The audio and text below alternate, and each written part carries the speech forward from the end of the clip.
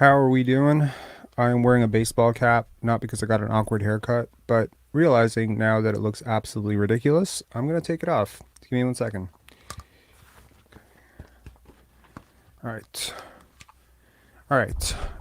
That was an absolutely winnable game for the Toronto Raptors. I honestly cannot believe that they somehow managed to lose that game given the talent gap between these two teams. The Jazz started out the season extremely hot, but over the last 25 games or so, they've really come down to earth. Got absolutely bodied. Put it on Twitter. Feels like Walker Kessler just single handedly ended our season. I don't know. Someone's saying the audio sounds a little weird. Can anyone else confirm that the audio sounds weird?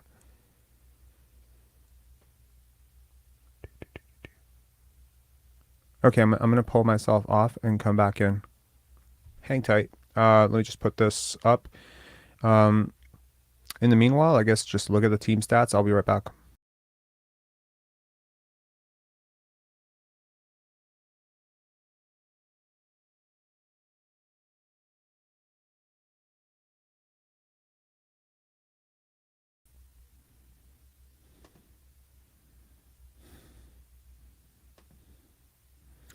Okay, that was a bit of a head fake. But always good to check. There was a chat that we did. Like I think we went 10, 12 minutes. We had to clip the whole thing. Anyway, I have very complicated thoughts about this game. First of all, Walker Kessler, man, it's incredible. It's not just the shot blocking. There are a lot of shot blockers in the NBA. There are a lot of shot blockers, but shot blockers give up a lot. There are no. There are some guys who just chase blocks. He's chasing blocks for sure. This entire team is chasing blocks, and they gave up a ton of offensive rebounds for it. But the way that he extends in transition, the way that he rolls hard to the basket, he really gave the Raptors problems, not just on defense. Mike Conley really scissored them apart. Walker Kessler, Kelly Oubre, Lauri Markkinen. Just, I really like this team. Abaji. I like every single player on this team is a player that if I was running a team, I would look at. It's a really good team, in a sense, but the talent gap had to be for the Raptors. Let's talk about the Raptors' best player tonight, Fred VanVleet. Little bit, little bit of an up and down game. There were two very big lowlights, but you live with it. I don't know. Well, I don't want to say there's two big lowlights. There's five or six big lowlights. I'm watching the game with my girlfriend, and I was just like, man, Fred VanVleet. I'm like rooting for this guy right now. He's playing really well. And she's like, how is what he's doing now any different than what he was doing before? And then as she says that, he just goes for this completely crazy Hail Mary layup, and he gets blocked.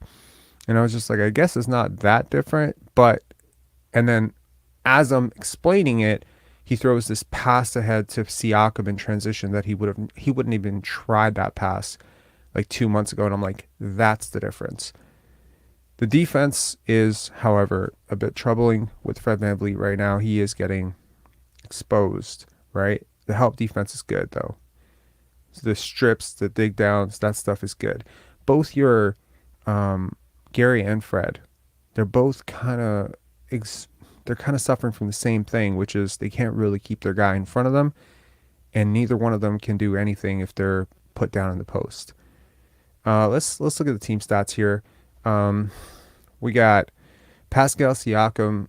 I mean, you know, you look at this is why I don't like box scores, right? This is why I don't like box scores. I look at this box score, I'm like 9 for 22, 21 points, 10 rebounds, 5 assists. He had a great game. But man, I think it was another terrible game. I really do. Okay. And again, you look at Scottie Barnes, 7 for 23, and you're like, man, wow, he must have taken a ton of really stupid shots, and he must have had the worst game ever. And I don't think he had the worst game ever. A lot of those, I think at least 8 of those were just him tipping off his own misses. The touch around the basket tonight was the serious weakness for Scottie. There was 2 or 3 massive, and I want to say massive, defensive lapses on his end where he gave a blow by or he didn't rotate over. I think too many threes, but it's like the offense needs him to take those shots, so I'm happy that he's taking them. But the effort tonight, you cannot deny, right? He guarded to the best of his ability, 18 points, 14 rebounds, 9 of them offensive. And then, we have Fred VanVleet, right? 34-point triple-double. Second time he's put up a triple-double in his career, both time against the Jazz, both times in January. It's kind of funny, right? The Raptors have moved to, I believe, 5-9 when Fred VanVleet leads them in scoring. Correlation is not causation, but I did say earlier this year, when he dominates the ball this much, it's going to hurt you. The question, however, is, if not him, then who? Who do you want to dominate the ball? It's a genuine question. Do I want Siakam dominating the ball? Well, he tried. A lot of forced shots. When you go up against a shot blocker like Walker Kessler, you need to put your body into him before you put the shot up. I feel like kids in grade school know this, high school know this, that when you go up against a longer defender, that you need to get close to him to get separation. Can't just lob these stupid shots over him. Can't just dive into the paint looking for calls every time. You're not going to get those calls in the playoffs. Not going to make the playoffs, but you're not going to get those calls on the road, right? Let's look at the Jazz. Let's look at the Utah Jazz. Why am I not seeing the Utah Jazz here? Did I just lose that slide? Give me one sec, guys. Apologies. I didn't download it. Did I? So, team standings. In terms of team standings, I think the Raptors now are 23 and 30. If you recall, I believe I said that they were 31 and 23 heading into the trade deadline last year. So that's a very big difference. And here are the Utah Jazz. Sorry about that. Just had to pull that up. I really liked just a balanced attack from them, right? Colin Sexton off the bench. Obaji gives them 2 big threes. Beasley, 4 threes off the bench, just a gunner tonight. Jordan Clarkson, I think he had a tough game. Mike Conley misses all 3 threes, but man, his 19 points, 8 assists do not really even begin to capture his impact on this game. Lauri Markkanen, I don't know. Is it a case study for how much opportunity and role optimization matter? Because I don't think people saw this coming in Chicago, and I definitely know people did not see this in Cleveland. People were like, this guy's a 5th option in Cleveland. He was a 5th option behind a projected starting lineup of Jared Allen, Evan Mobley, Colin Sexton, and Jared Allen. Who was it? Who am I missing here? Evan Mobley, Jared Allen, Colin Sexton, Darius Garland, and him. He was supposed to be the 5th option in that lineup. Now he's an all-star. He's a legit all-star. Like this season, I think it would be, I don't want to say criminal if he doesn't make the all-star team, but he deserves it. For his play so far, he has been the best player on that team. He, Walker Kessler, Kelly Olynyk, it's a strange team to just look at. Feel like you're traveling. And I mean, in all honesty, like, there's just so much size there. There's so much size, and the Raptors have really struggled. And a team that doesn't shoot well is going to struggle. And it exacerbates the problems when you don't shoot well, but you also don't move the ball. And the Raptors did not move the ball tonight.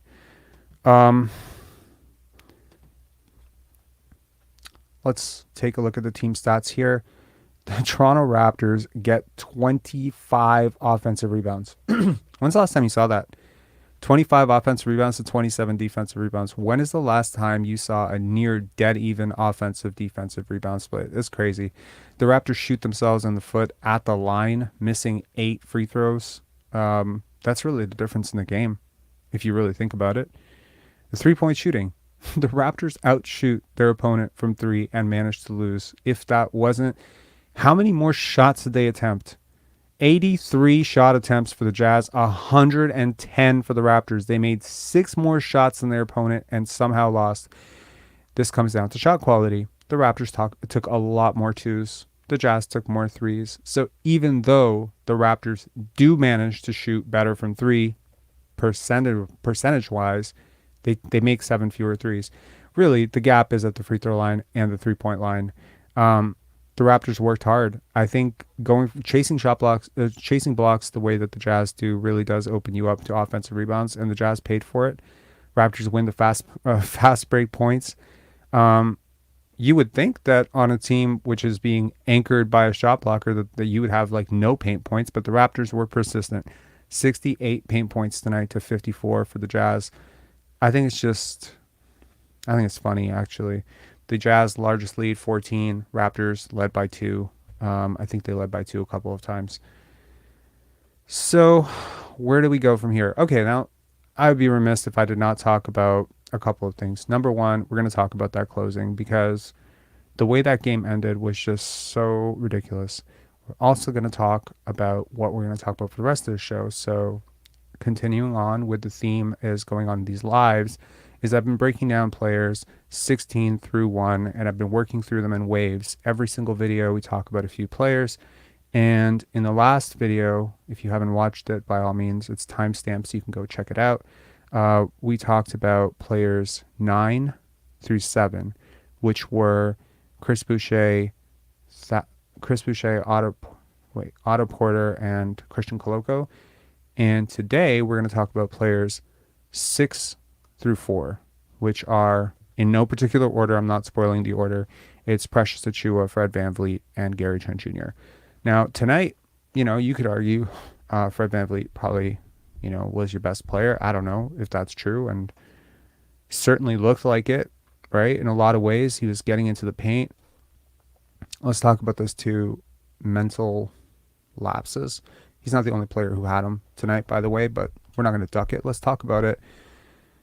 The 8-second violation, that just cannot happen. There's a reason that doesn't happen as often. That almost never happens in an NBA game, and there's a good reason for it. Unless there's like extenuating circumstances like multiple timeouts, intense ball pressure, someone slips, something like that. It usually isn't someone just walking up and just forgetting to look at the clock.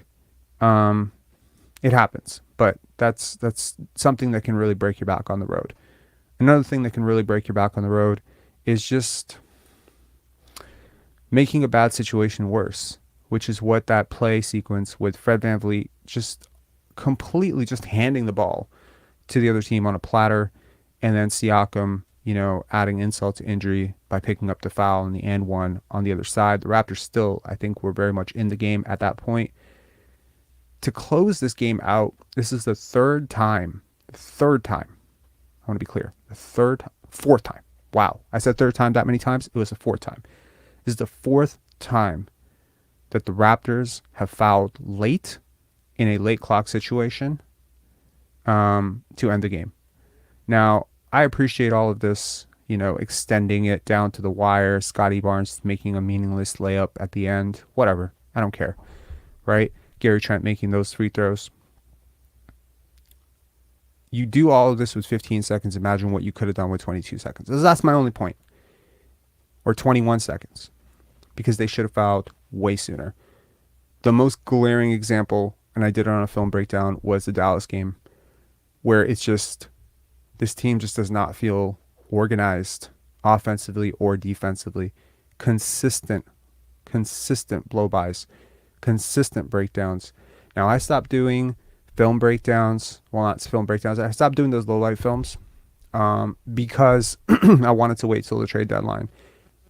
Someone told me, Rob, if you're a Raptor fan, why are you doing lowlights of Raptor players, especially if they're the Raptor players that we might be looking to move? I don't think that helps them. I think that's fair. So I stopped.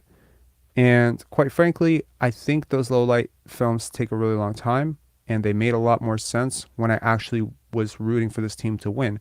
Right now, to be completely honest, I'm rooting for both teams when I'm watching. I'm just rooting for good basketball. This is a great place to be as a Raptor fan. I don't care if the Raptors win or lose on a given night. It doesn't matter. It's 23-30. Like, if this season was on life support, they just pulled the plug in this game. Because all the good karma that you win up, winning against Cleveland on the road, winning against New York on the road, winning against Sacramento on the road, you give it up in a game like this. It was winnable. It really was. Okay? We're going to get to the calls. Um, sorry, I'm a little bit all over the place here. I do want to say that as we move to the back end of the show, we will be doing a deep dive, analytics, breakdown, shot charts, etc., projections of Precious, Gary, and Fred. I don't know. We've talked about this. I mean, there's 181 comments. I should probably be looking at them. Billy saying Fred played great tonight. Yeah. There were parts of it that were really great. There were parts of it that were not great. I'm very conflicted on Fred VanVleet right now, man. I've been very much against what he's been doing and how he's been playing for the better part of the season. The last 2 weeks, I've become cautiously optimistic that he's sort of figured it out.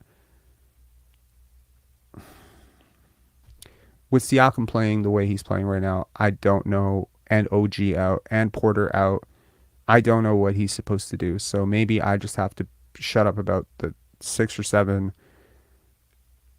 momentum killing defense, just these are momentum breakers. These ridiculous, stupid plays. It's not just him. I want to be clear. It's not just him. It's Boucher.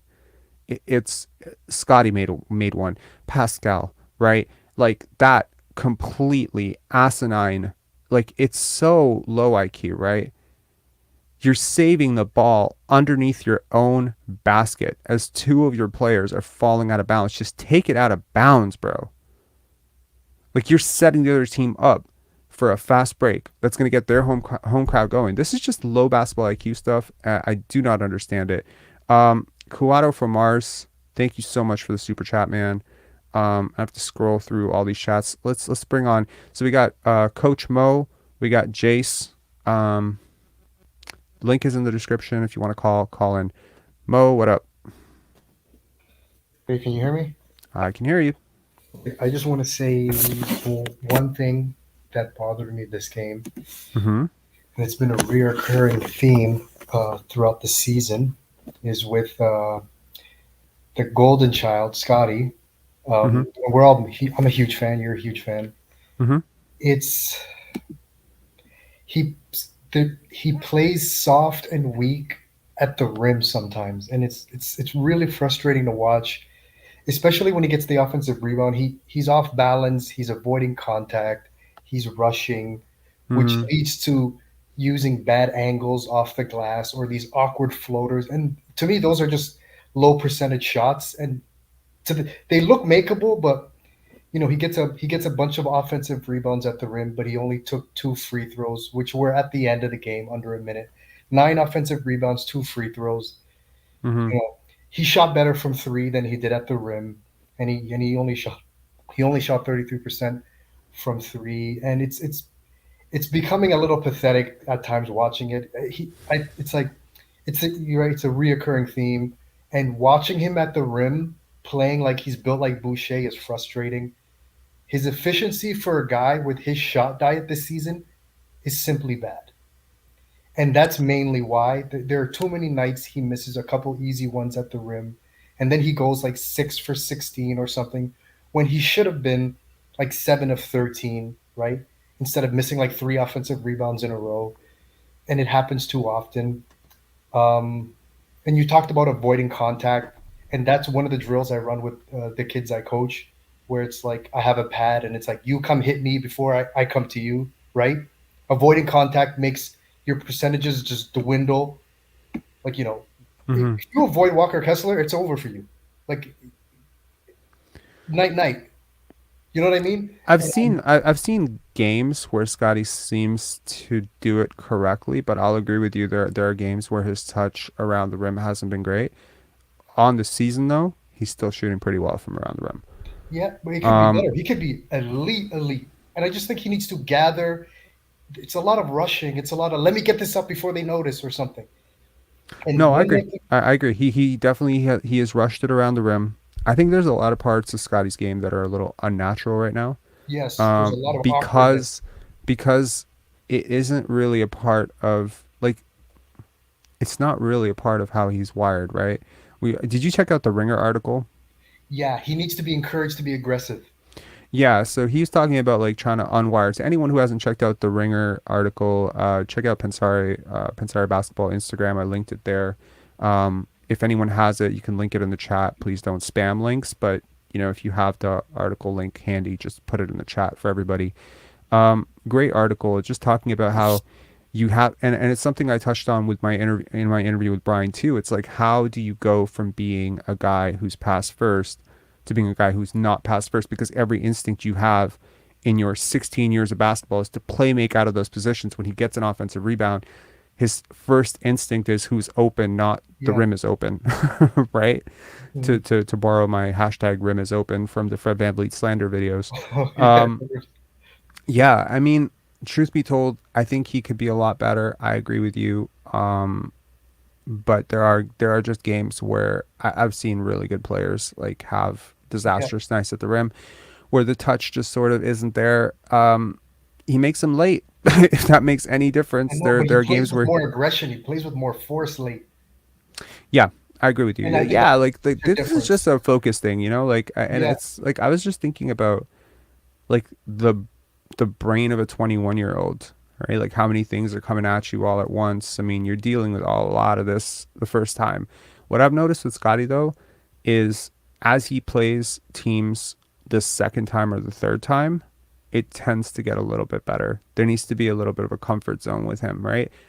Playing against Walker Kessler, Laurie Markkinen, and Kelly Olynyk for the first time, that unit, I don't think they've played the Jazz yet, have they? Or is this the first game This is against the the Jazz? first. This is the first one, I think. Yeah. Yeah. So I think it makes you adjust, right? Um, Earlier in the season, I think it was a lot more to do with injuries, not wanting to land on that ankle. Right now, I agree with you. It just feels like a focus thing. He needs to be stronger with the ball. yes, He needs to invite contact. There are a couple of and he layups needs to every gather. single game where he will go away from the basket a little bit when he should be going into the And basket. he's on And his toes. And he's on his toes, rushing it back up. yeah, and I mean, like, I don't usually think that there's much that Scotty can necessarily learn from Siakam, but if there's one thing he can learn, Siakam tends to dive into contact, not away. Yes. So, yeah, so I think that's a fair point. What'd you think of? Oh, I mean, there's what another do you guy. think about There's where another we're guy I at right want to talk now? about. There's another guy I want to talk about. So Siakam didn't attempt a three in basically 40 minutes. He didn't attempt a three. I think he does not trust that jump shot. Hmm. It's been off for a while now. In almost 40 minutes, again, no steals and blocks. He was a team worst -8, and he fouled out, which he actually did recently. Also, it's just it's getting ugly. Um, hmm, It's getting ugly. yeah. So Raps fan 6996, how long you on tonight? Would like to call in. I mean, I'll be on as long as the calls keep going, man. Um, yeah, I don't know. It's a strange thing, right? I don't I, I was very clear in the last, live. I nearly lost my mind. I took a lot of heat for it, Yeah, afterwards. A lot of heat for it. A lot of angry emails, a lot of he's our best player. There's one person, a commenter nameless, who went on a tirade. Like I think I opened up my messages. I saw like 7, 8 messages, all mhm. not messages, comments on the boards. He's a top 5 player. He's an all-star. He's an MVP. How can you talk about him? Oh my God. These people So, are fighting and they're scratching and clawing for mediocrity. bro, these people are ridiculous. I did an Instagram poll today, and I just wanted to know, like, and by the way, to those of you who don't follow Pensari Basketball on Instagram, definitely check it out. I think you probably get like different stuff that we're talking about. We're having different conversations over Yeah, there than we're having over here. And Mo, thank you for the follow on Instagram. Um, One of the things I polled the audience today was, who would you rather have? Would you rather have Siakam? Would you rather have Bam? Would you rather have Siakam? Would you rather have Jaren Jackson? I got to be honest. Initially, he lost both of those. By the end, he ended up winning over Bam. As it currently stands, I think like we got a flood of support for Siakam when I voiced that I was unsure about that as well. I'm kind of in the same place with him, right? I wouldn't take him over Jaren Jackson Jr. I Hell would no. probably maybe take him over Bam, but not really. And I think that's kind of the conversation we need to have at this point is, yeah, this isn't the guy. Yeah, This and I is a mentioned, guy. This is not the yeah, guy. yep, and I There's a mentioned Julius difference. Randle. I mentioned Julius Randle the other show. How much better is he than Laurie Markkinen right now? I mean, he's better than Laurie Markkinen. Yeah, he's better, but But how much? 25% of your cat better? no, That's what I'm no, no, saying. no, no. I mean, look, I think He's not the guy. He's a guy. Alvin made a good point. There was a lineup where he was playing with like zero spacing. I Oh, just yeah, think it was that, horrible. I agree. It was horrible. It was horrible. so it's like, but on the other hand, it's like he started this game 1 for 9, and Yeah, he was playing with Gary and Fred during that stretch. So it's not just on that spacing. I think he actually played better with that lineup with no spacing, even though Alvin did have a point. So it's kind of strange for me to just look at this. Like, I think his defense has fallen off a cliff. I was pretty clear about that. Today, I did an Instagram breakdown of Scottie versus Siakam, the analytics breakdown. yeah, It's not as far apart as you think, man.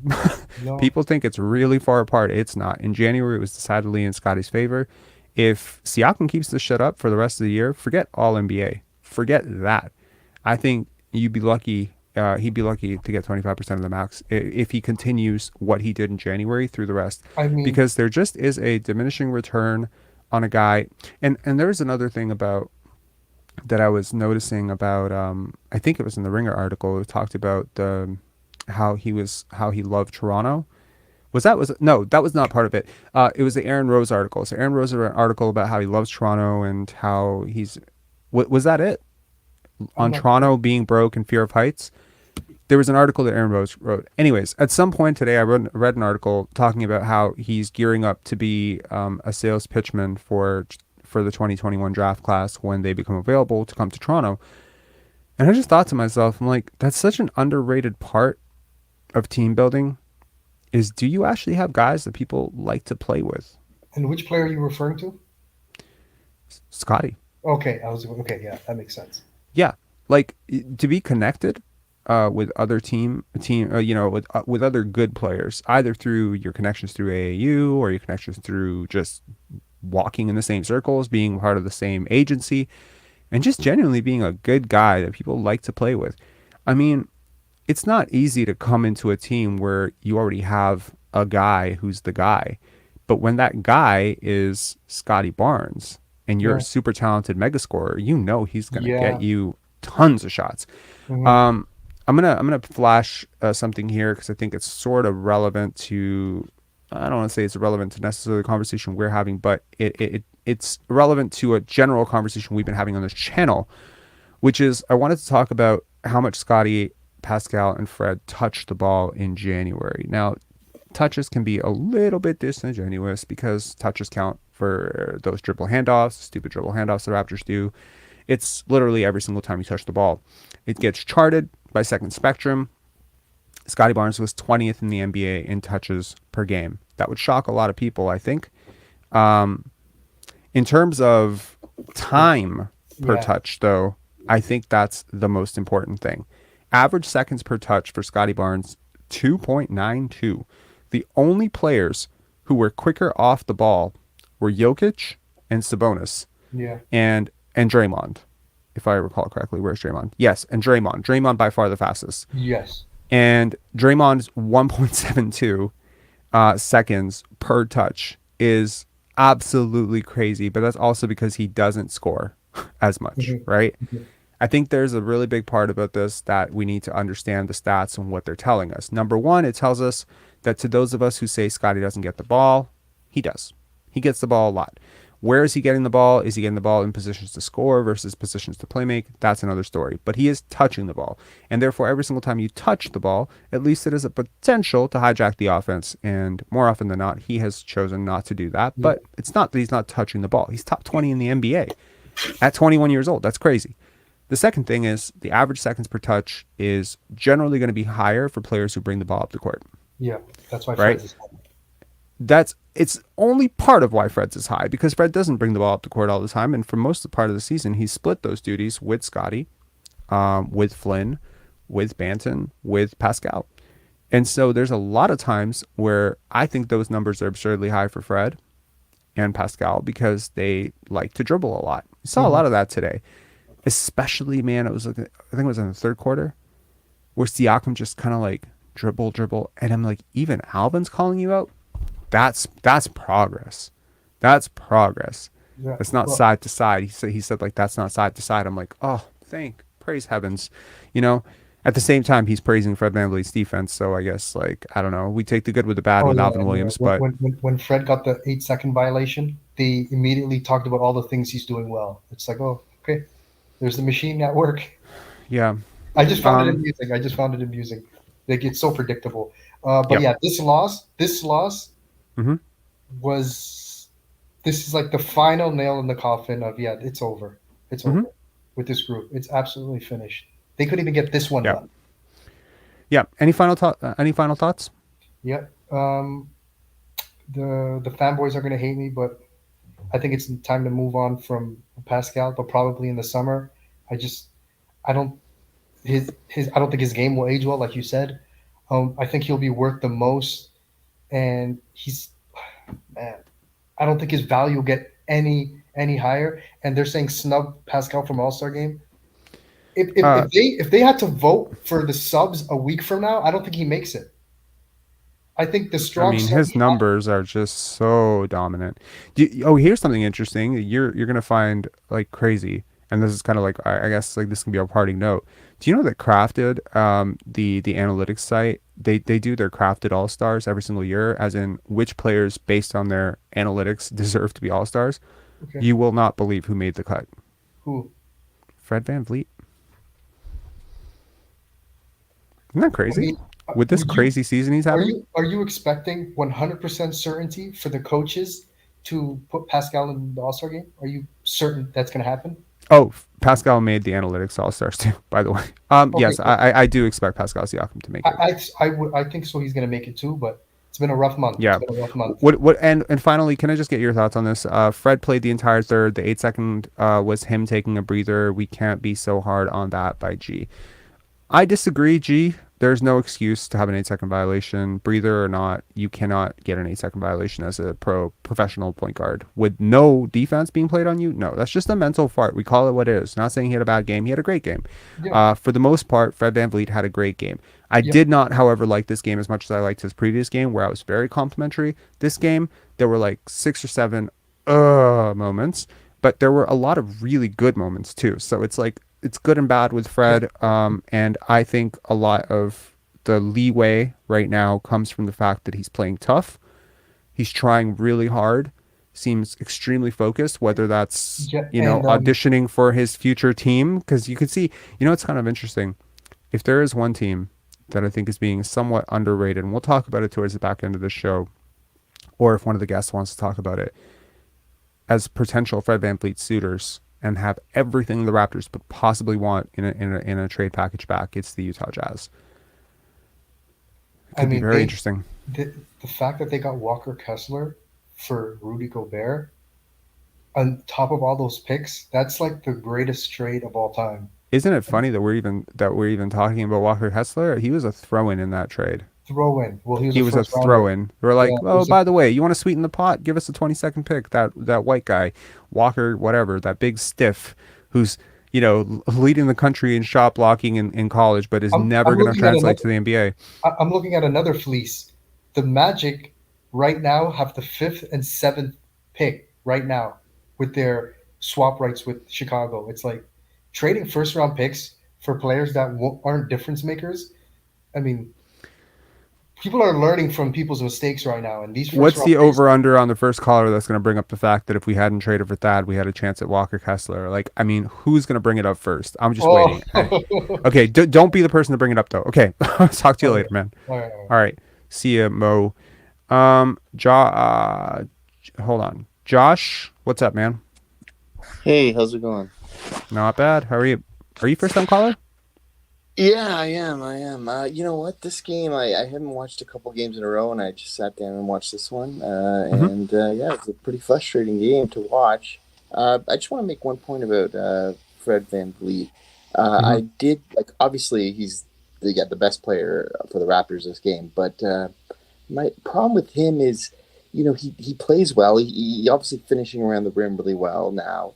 But when he gets that advantage, he doesn't seem to involve the rest of the players very like he doesn't do a good job of setting his other players up as well as I think he should, or like Fred. Scotty Barnes does. Yeah, Fred.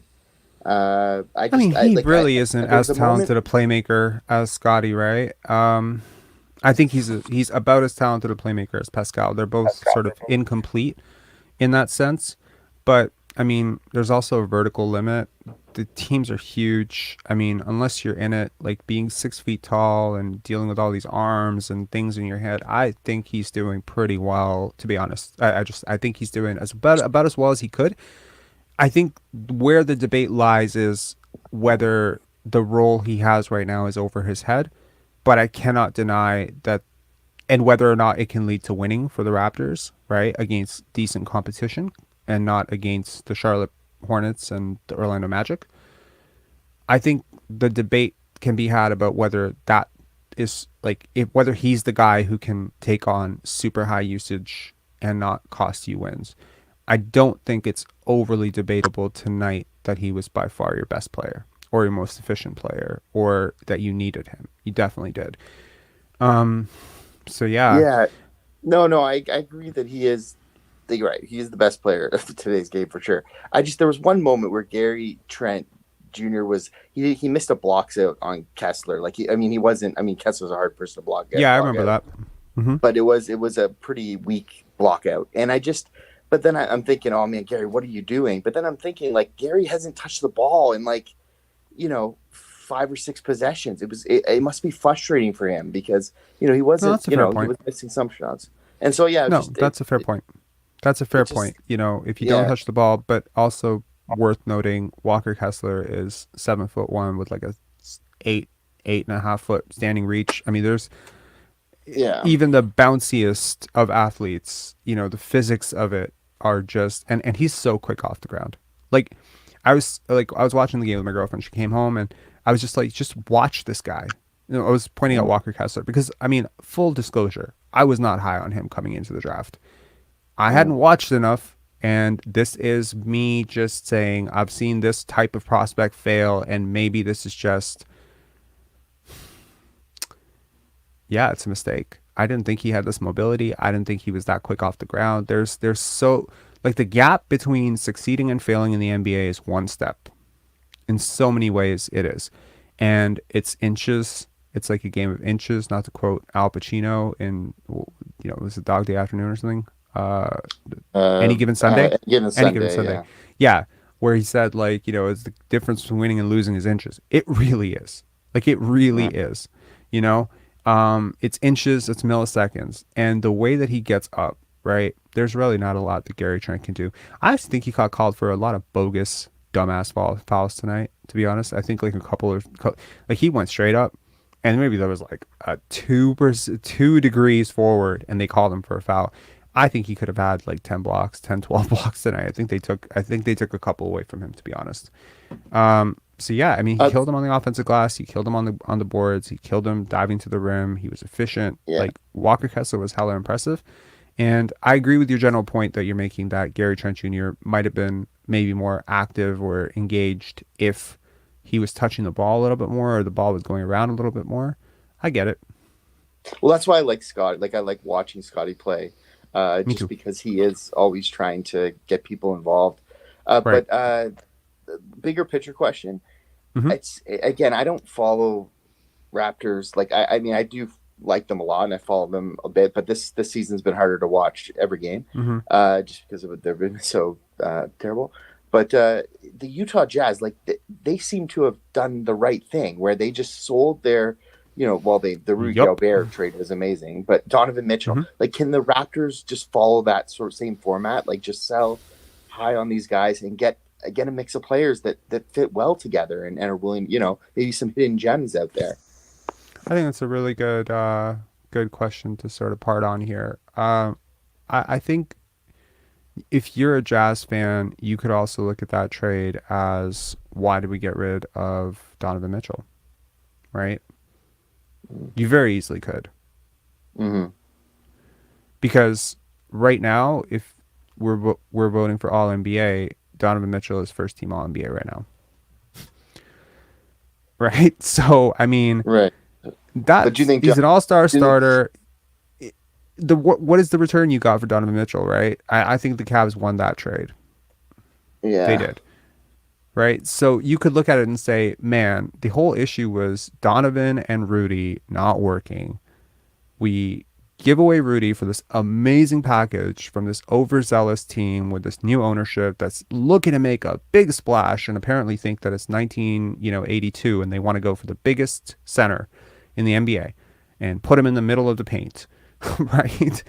And we could have just fleeced the Timberwolves, gotten a ton of picks, and kept Yeah. a top 10 player in the NBA, which we do not have right now, right?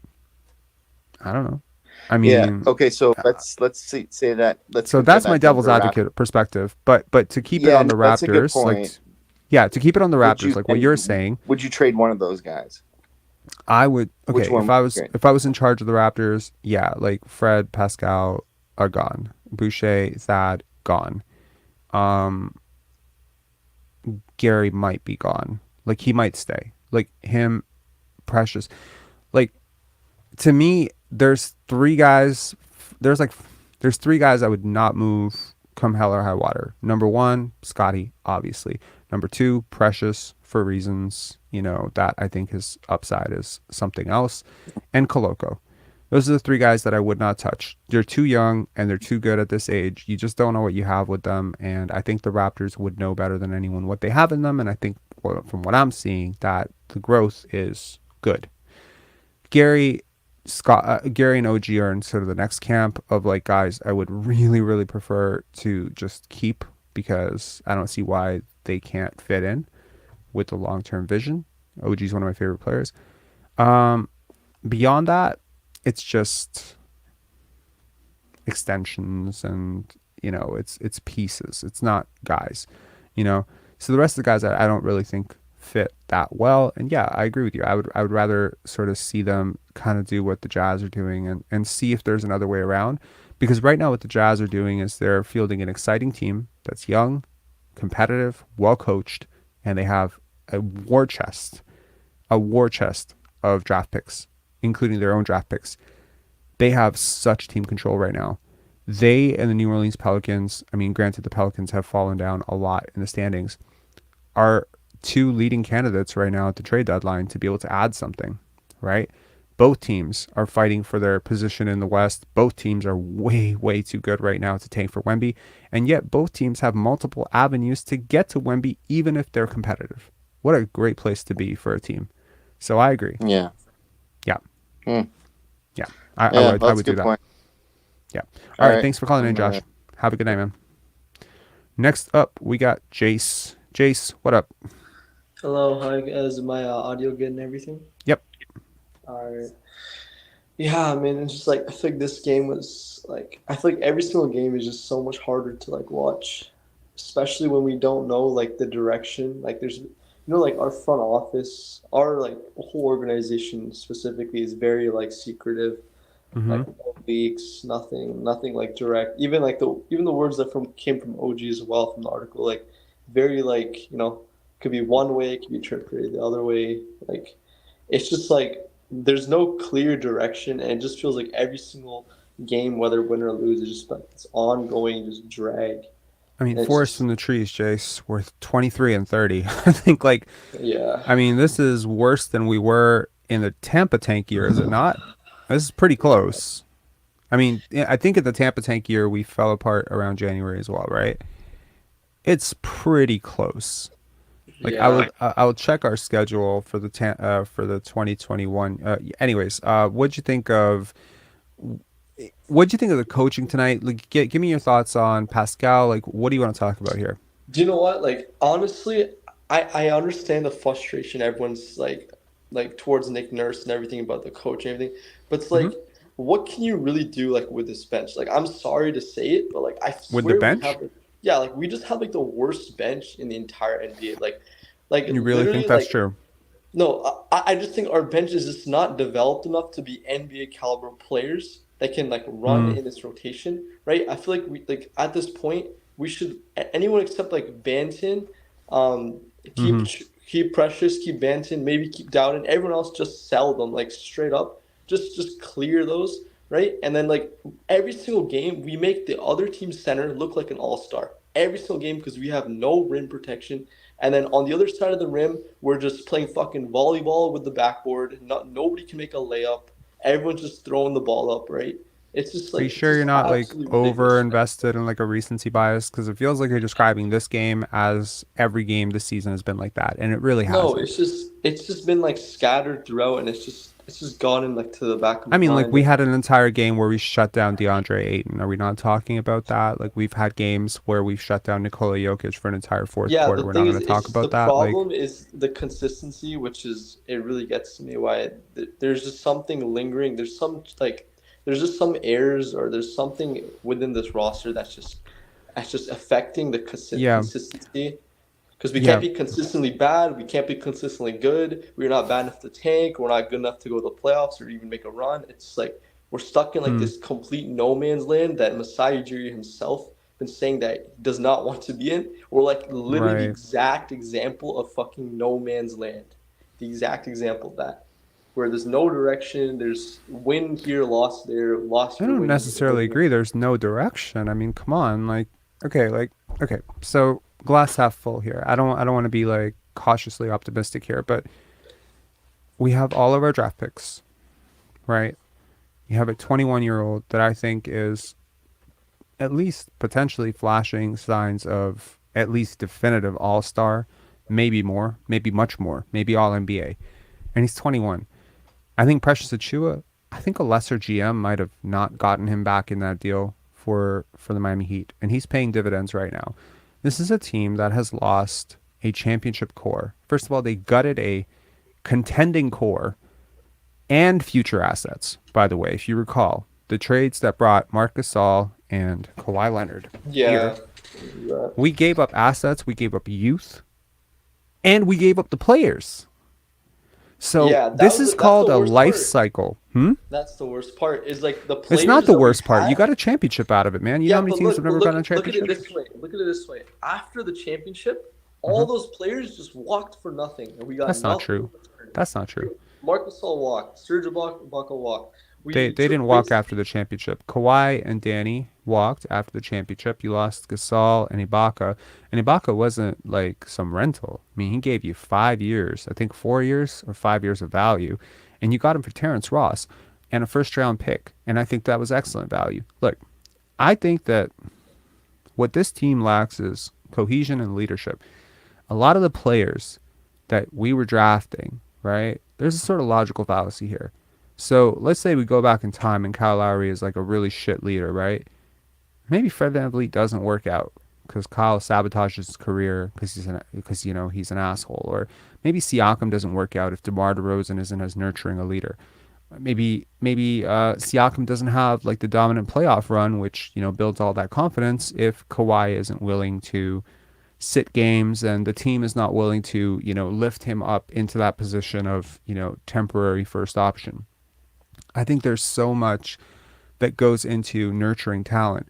I think the Raptors draft well. I think that they scout really well, right? I think there's a world in which a bench of Thaddeus Young, Precious Achiuwa, Malachi Flynn, Otto Porter Jr., Christian Koloko, potentially even Gary Trent Jr. if he was on the bench in that unit, Juancho. I think this is a solid group of guys. Boucher, like, look around the league, man. Like, yeah, there are teams with more talent in that 11, 12, 13 range. I'll agree with that.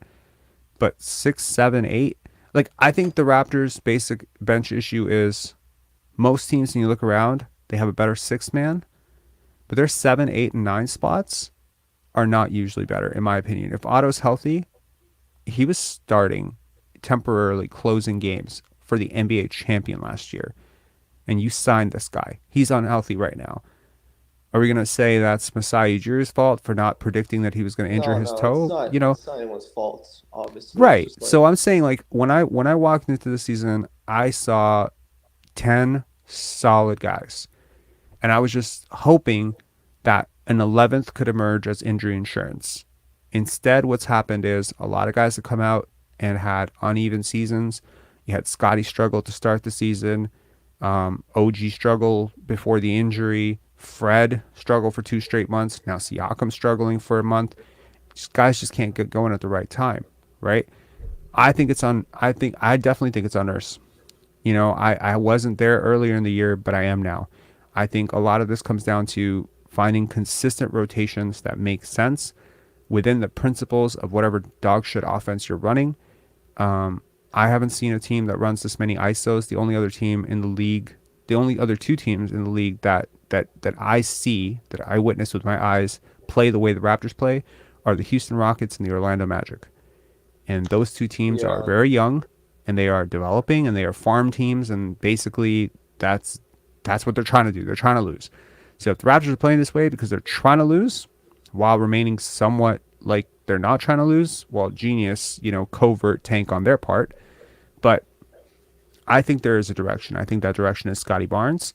And I think once you ascend this guy to leadership within your organization, all of those other guys that the Raptors kept finding in those championship run that they leveraged up to get, like DeLon Wright, like Jakob Pertl. You don't develop those guys, you don't get the guys that you traded them for. Asset development is very important. yeah. I Like think that once you elevate, leadership. hmm Yeah, like leadership, like we were yeah, saying, is like that's like the biggest point, right? Like we're trying to send Scotty to kind of become that leader, but it's like I just don't see like I don't see what all the hype is with having Fred VanVleet and Pascal as leaders of this team for the like long distance future. Like I just don't see it because like right now I don't know if I'm probably gonna piss off a lot of people too, but like every time I look at Pascal, like not every time, but most of the time he's kind of just driving to the rim. He's just like looking for those free throws. He's looking for the foul call. He's like hmm not even trying to like make the basket. He's just going, driving in, trying to take as much contact as possible, and then screaming and one or something. You can hear it like live on television almost every hmm time, and just like getting disappointed. And then like if you look at his defense, like every time he doesn't get an and one, you look back on defense, he's just jogging around. Like he's not covering like properly like his man or anything. He's just jogging and they just skip past him. Every time it almost happens. They just skip past him and they get a I dunk, right? 100% Like agree I with don't know you. why people are like just saying Siakam is like the next like Michael Jordan or whatever. Like he's like these insane 50-point Who games. said Like he's next to Michael Jordan? no, that's just like an analogy. But like people are like hyping him up so much. Like I don't see like that IQ right at like that point in which like you can kind of lead a team. Like you need to have a certain amount of basketball like experience and IQ and vision to kind of like lead a team. I just don't see it. I don't see it from him at all. I see him as like this really really good, basically two-way player that he can make his defense good. He can make his like hmm offense, make his shots and everything. He Right. he just he settles so easily when it's just not going his way. hmm He just settles. Agreed. All right. Thanks a lot for calling in, Jason. Really appreciate it, man. All right. See you. All right. Feels like this show is turning into a bit of a therapy session here. We got Raps. Okay, so we got a lot of callers here. Daryl, K Money, Your Goat, Raps fan 9669, and could it be we have Marco? Wow. Okay. Um, that's okay. First I want to show something just for anyone who hasn't seen it. This made me laugh. I hope I don't get copyright strike for this.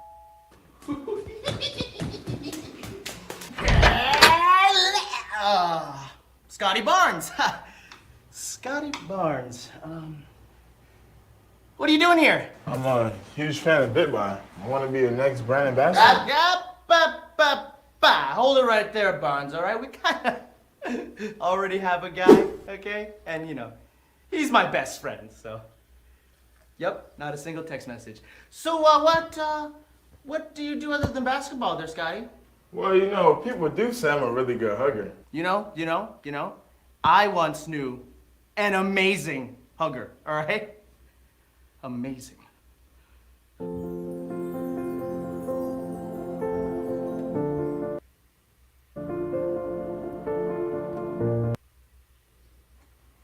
Show me. Oh, yeah. Mm-hmm. Oh, that's warm. Oh, yeah, that's nice. Oh, yeah, there it is. Yep. Oh, yeah. Yeah, I think we can find a position for you. Yeah. Look, I just got one question for you, Scottie. You got a best friend?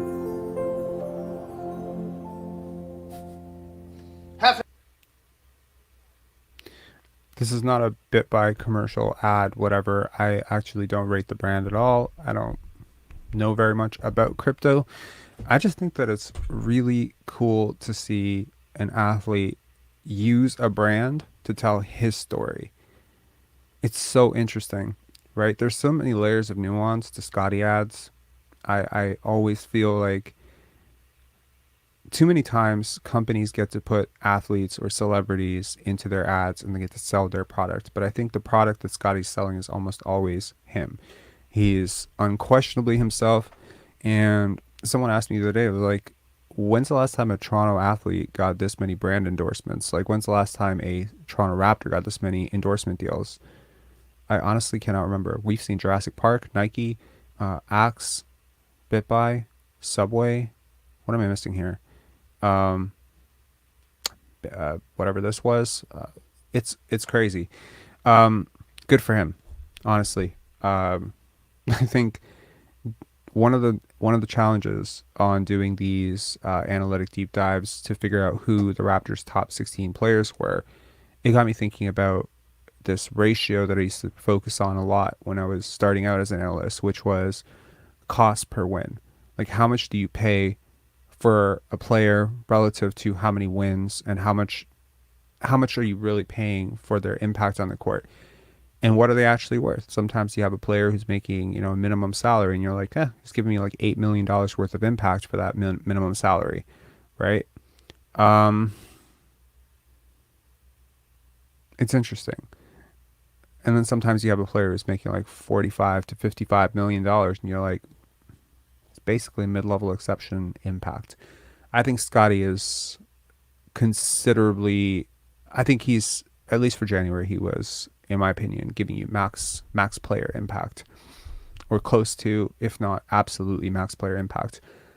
That's impressive. So I hope that BitBuy and Subway can cover the shortfall there. All right, next up we got Daryl. Daryl, what's up? Hey, Rob. How's it going? Not bad. How are you? So I want to pose this to you. The biggest positive takeaway from this game for both teams was exactly the same thing. Ask me what it was. What was it? Well, obviously, for the Jazz, it would have been Walker Kessler's play. And for the Raptors, I think it was also Walker Kessler's play. That's because Christian Koloko got to see him firsthand.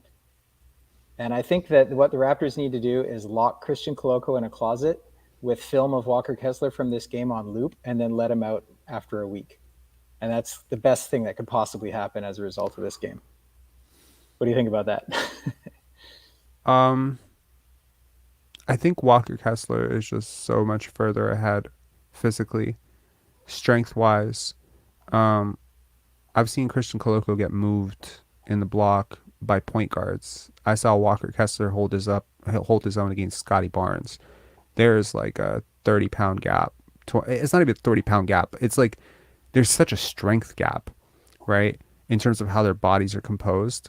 I think there may also be an IQ gap, and I don't mean that as shade on Koloko. I think Koloko is one of the smartest rookies, and his impact on defense is actually pretty close to Walker Kessler's, believe it or not. Per the analytics, he's a 91st percentile defender.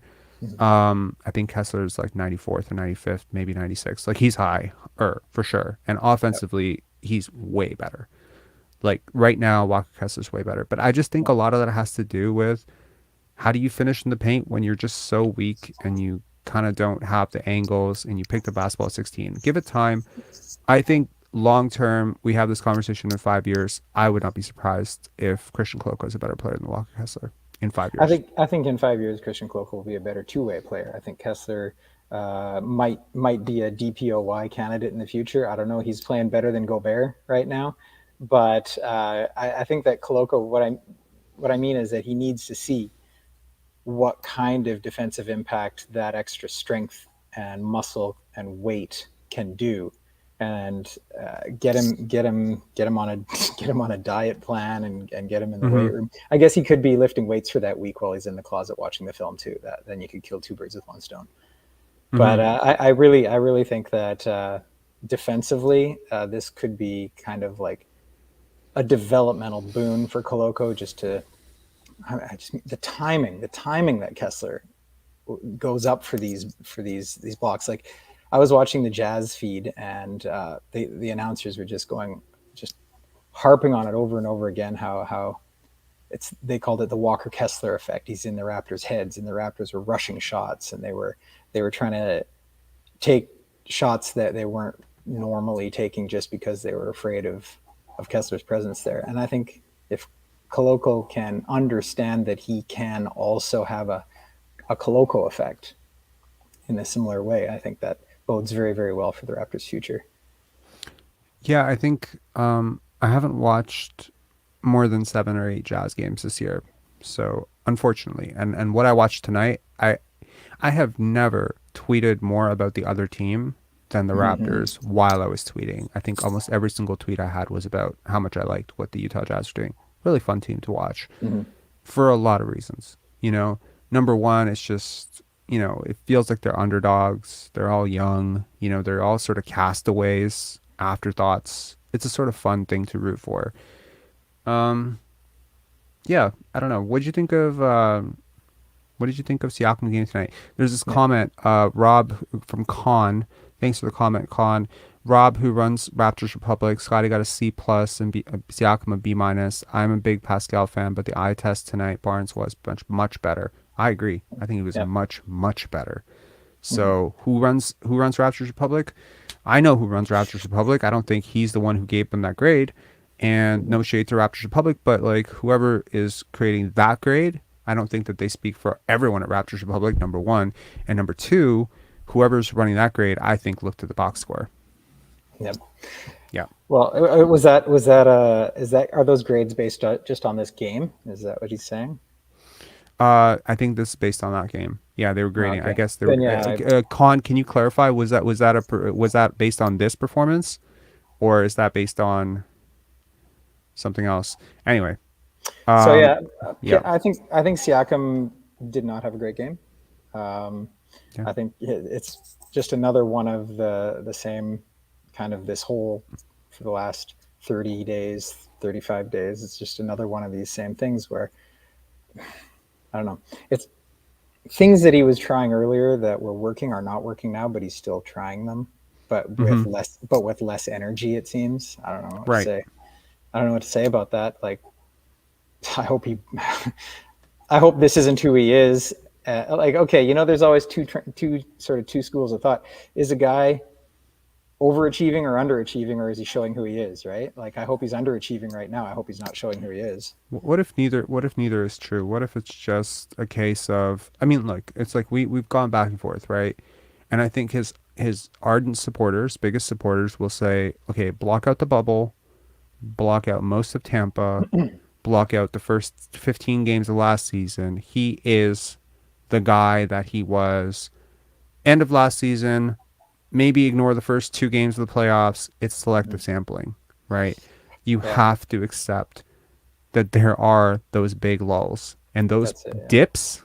First of all, the peaks are never as high as, I don't want to say peaks as in like 1 game sample. I mean like his 3-game stretch, like a dominant 3-game stretch from him is never going to be as good as a dominant 3-game stretch from another top 10 player. It's never that good.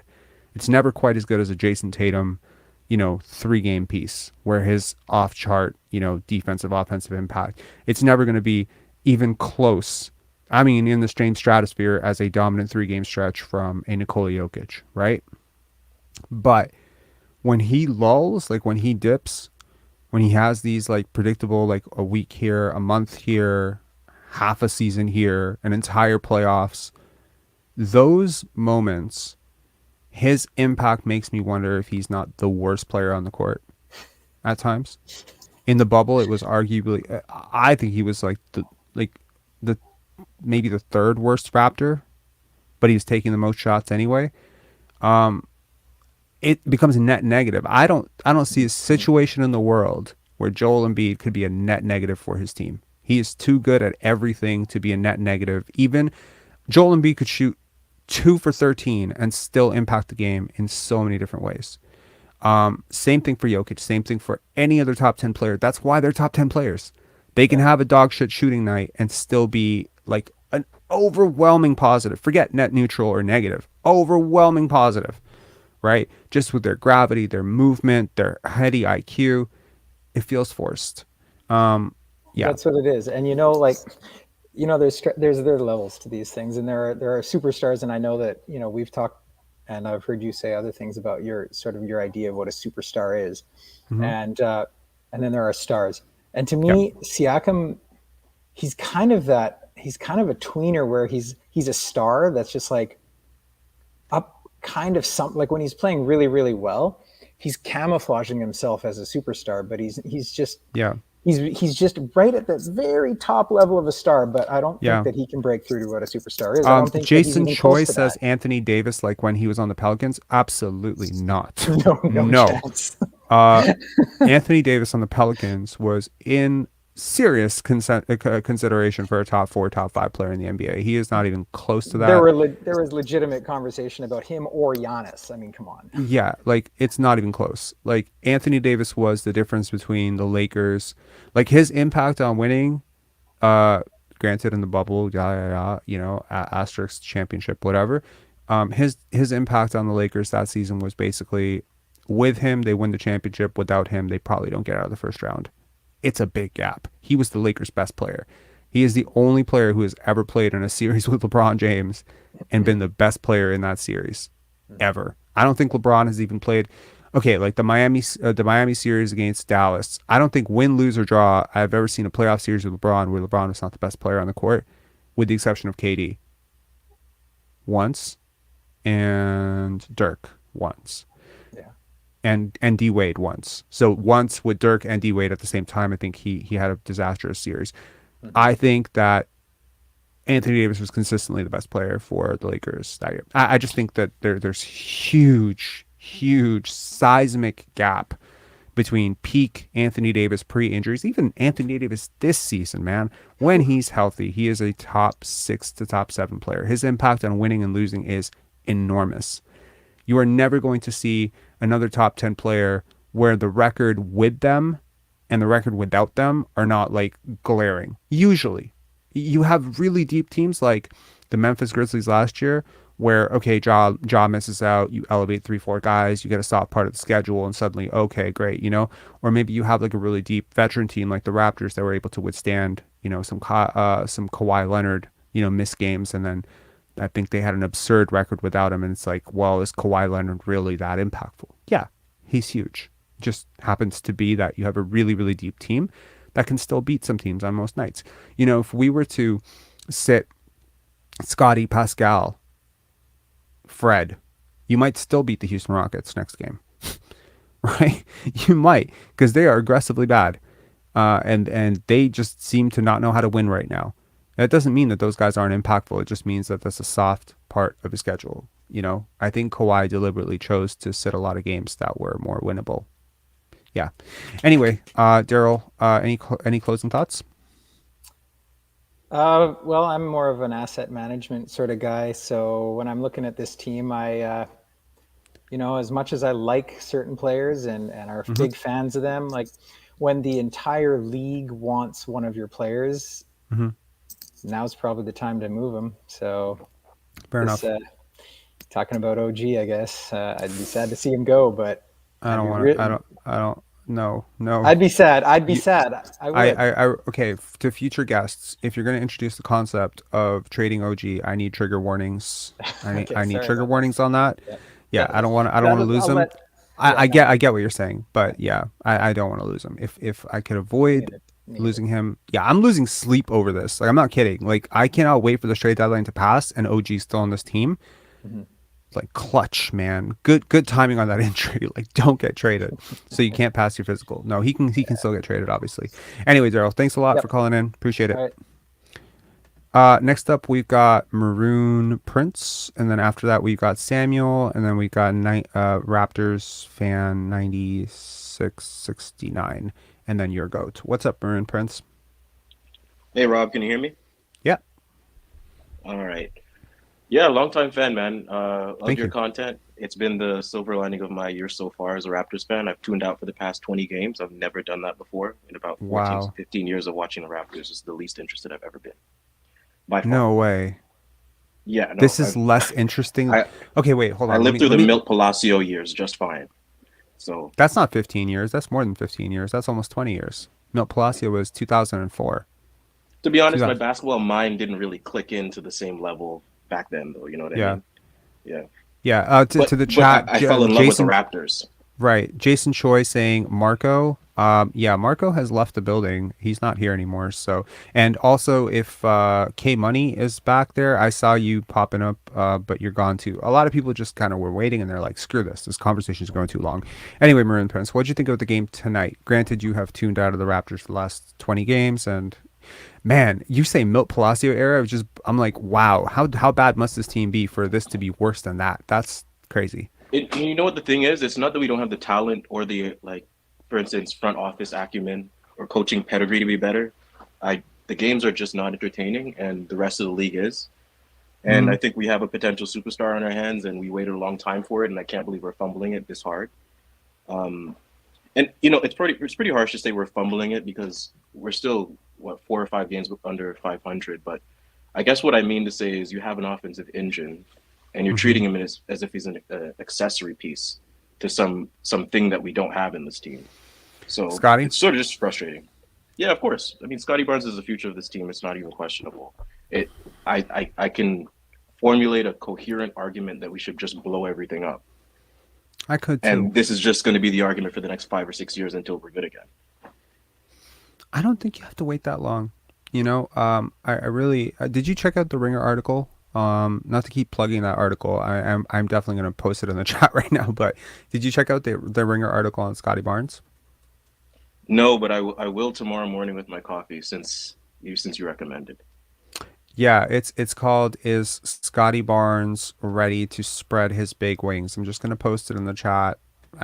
I'm just going to post this for anybody who wants to just passively read along. I think it was great, and it talked about how much he hates losing, and there's a lot in that I know already, just from knowing, but there was a lot in it that was also really interesting, and the part about it that was really interesting, I think, for me, was just how much he hates losing, like how much it bothered him to lose to Monverde, when he was playing at the other school, how much it bothered him to lose in general, like how much it depresses him to lose. And you could see him, like when the Raptors are in the midst of like a 6-game losing streak, like you don't want to do this to this guy. I know it sucks. Yeah, but like, you know what I mean? I know it sucks, but you cannot be like, you cannot, like, I know some guys, like, they prefer to win, but like losing's okay for them. It doesn't keep them up at night. It doesn't change their day. It doesn't change their life. I think Scottie cares way, way too much about winning, and I don't want him to lose that. You know, I think he's the perfect guy for this culture. He's literally what we've all wanted for the past 7 or 8 years. He's the guy. He's a 21-year-old that's averaging nearly 28 and 5. Like nobody ever does that at his position, being a 6'8" point guard, 6'9" point guard. And I do believe he's a point guard. I think it's silly that when you get point guards with this type of vision, generational vision, that you don't just funnel him as much usage as he can handle with a decent turnover rate. And his turnover rate is fine. He's making silly mistakes, but we need him to do that now so he doesn't do it later. Yeah. Yeah, no, I think it's clear, right? I mean, it may not have been clear to everyone in the beginning of the year, right? whether or not he was ready to take that step. I think it's pretty clear now. I think he's taken on a bit of a leadership position already within the team. It feels like in a lot of ways he is the leader.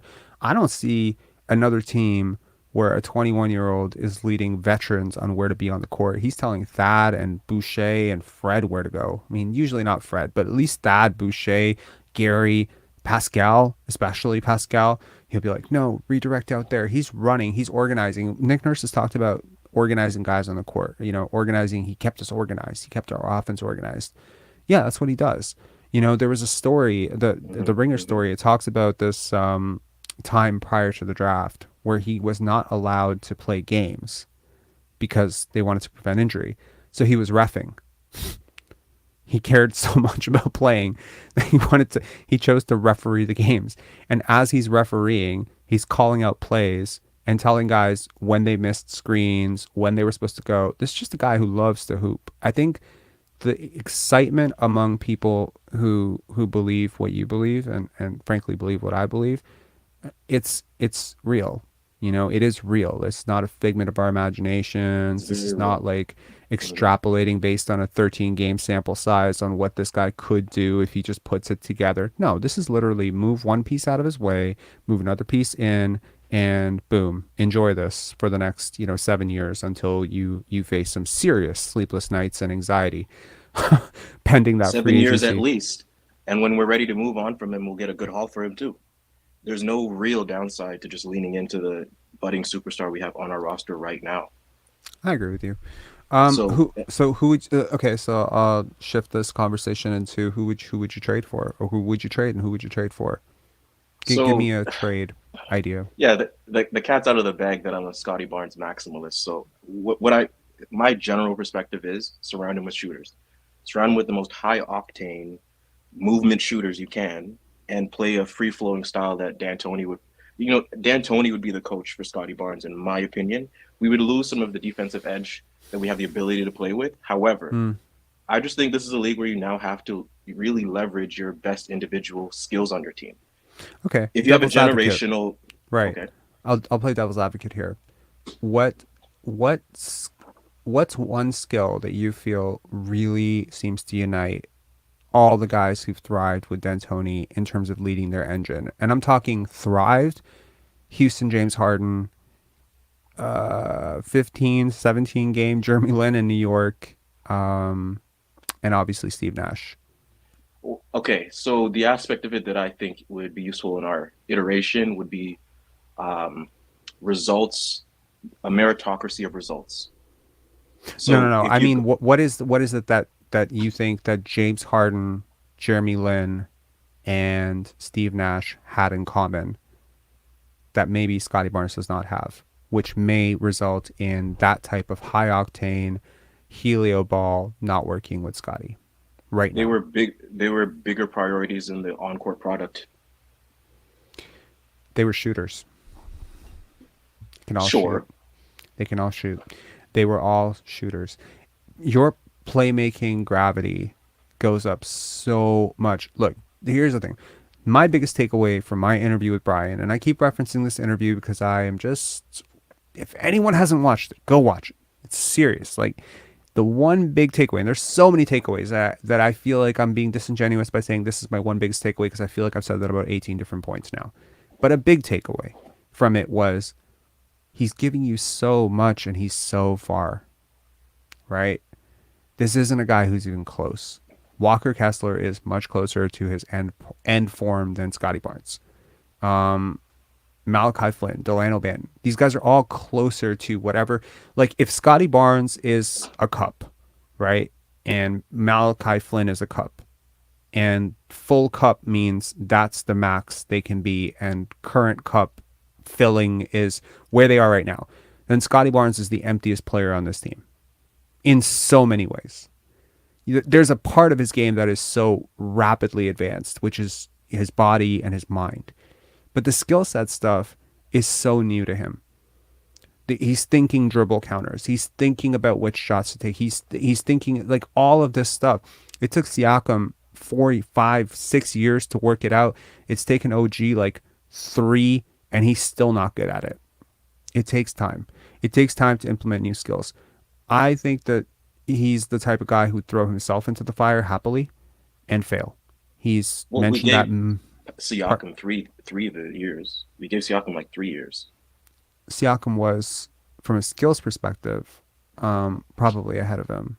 He's not from an upside perspective, playmaking perspective, defensive perspective, whatever, like physical perspective. There's so many things that Scottie has going for him. I just think that he has so much work to do on the skill side of it. And I can't even imagine how much more, like, I just feel like you don't need to rush this, is what I'm saying, right? You're losing right now, which is great. I think it's great, personally.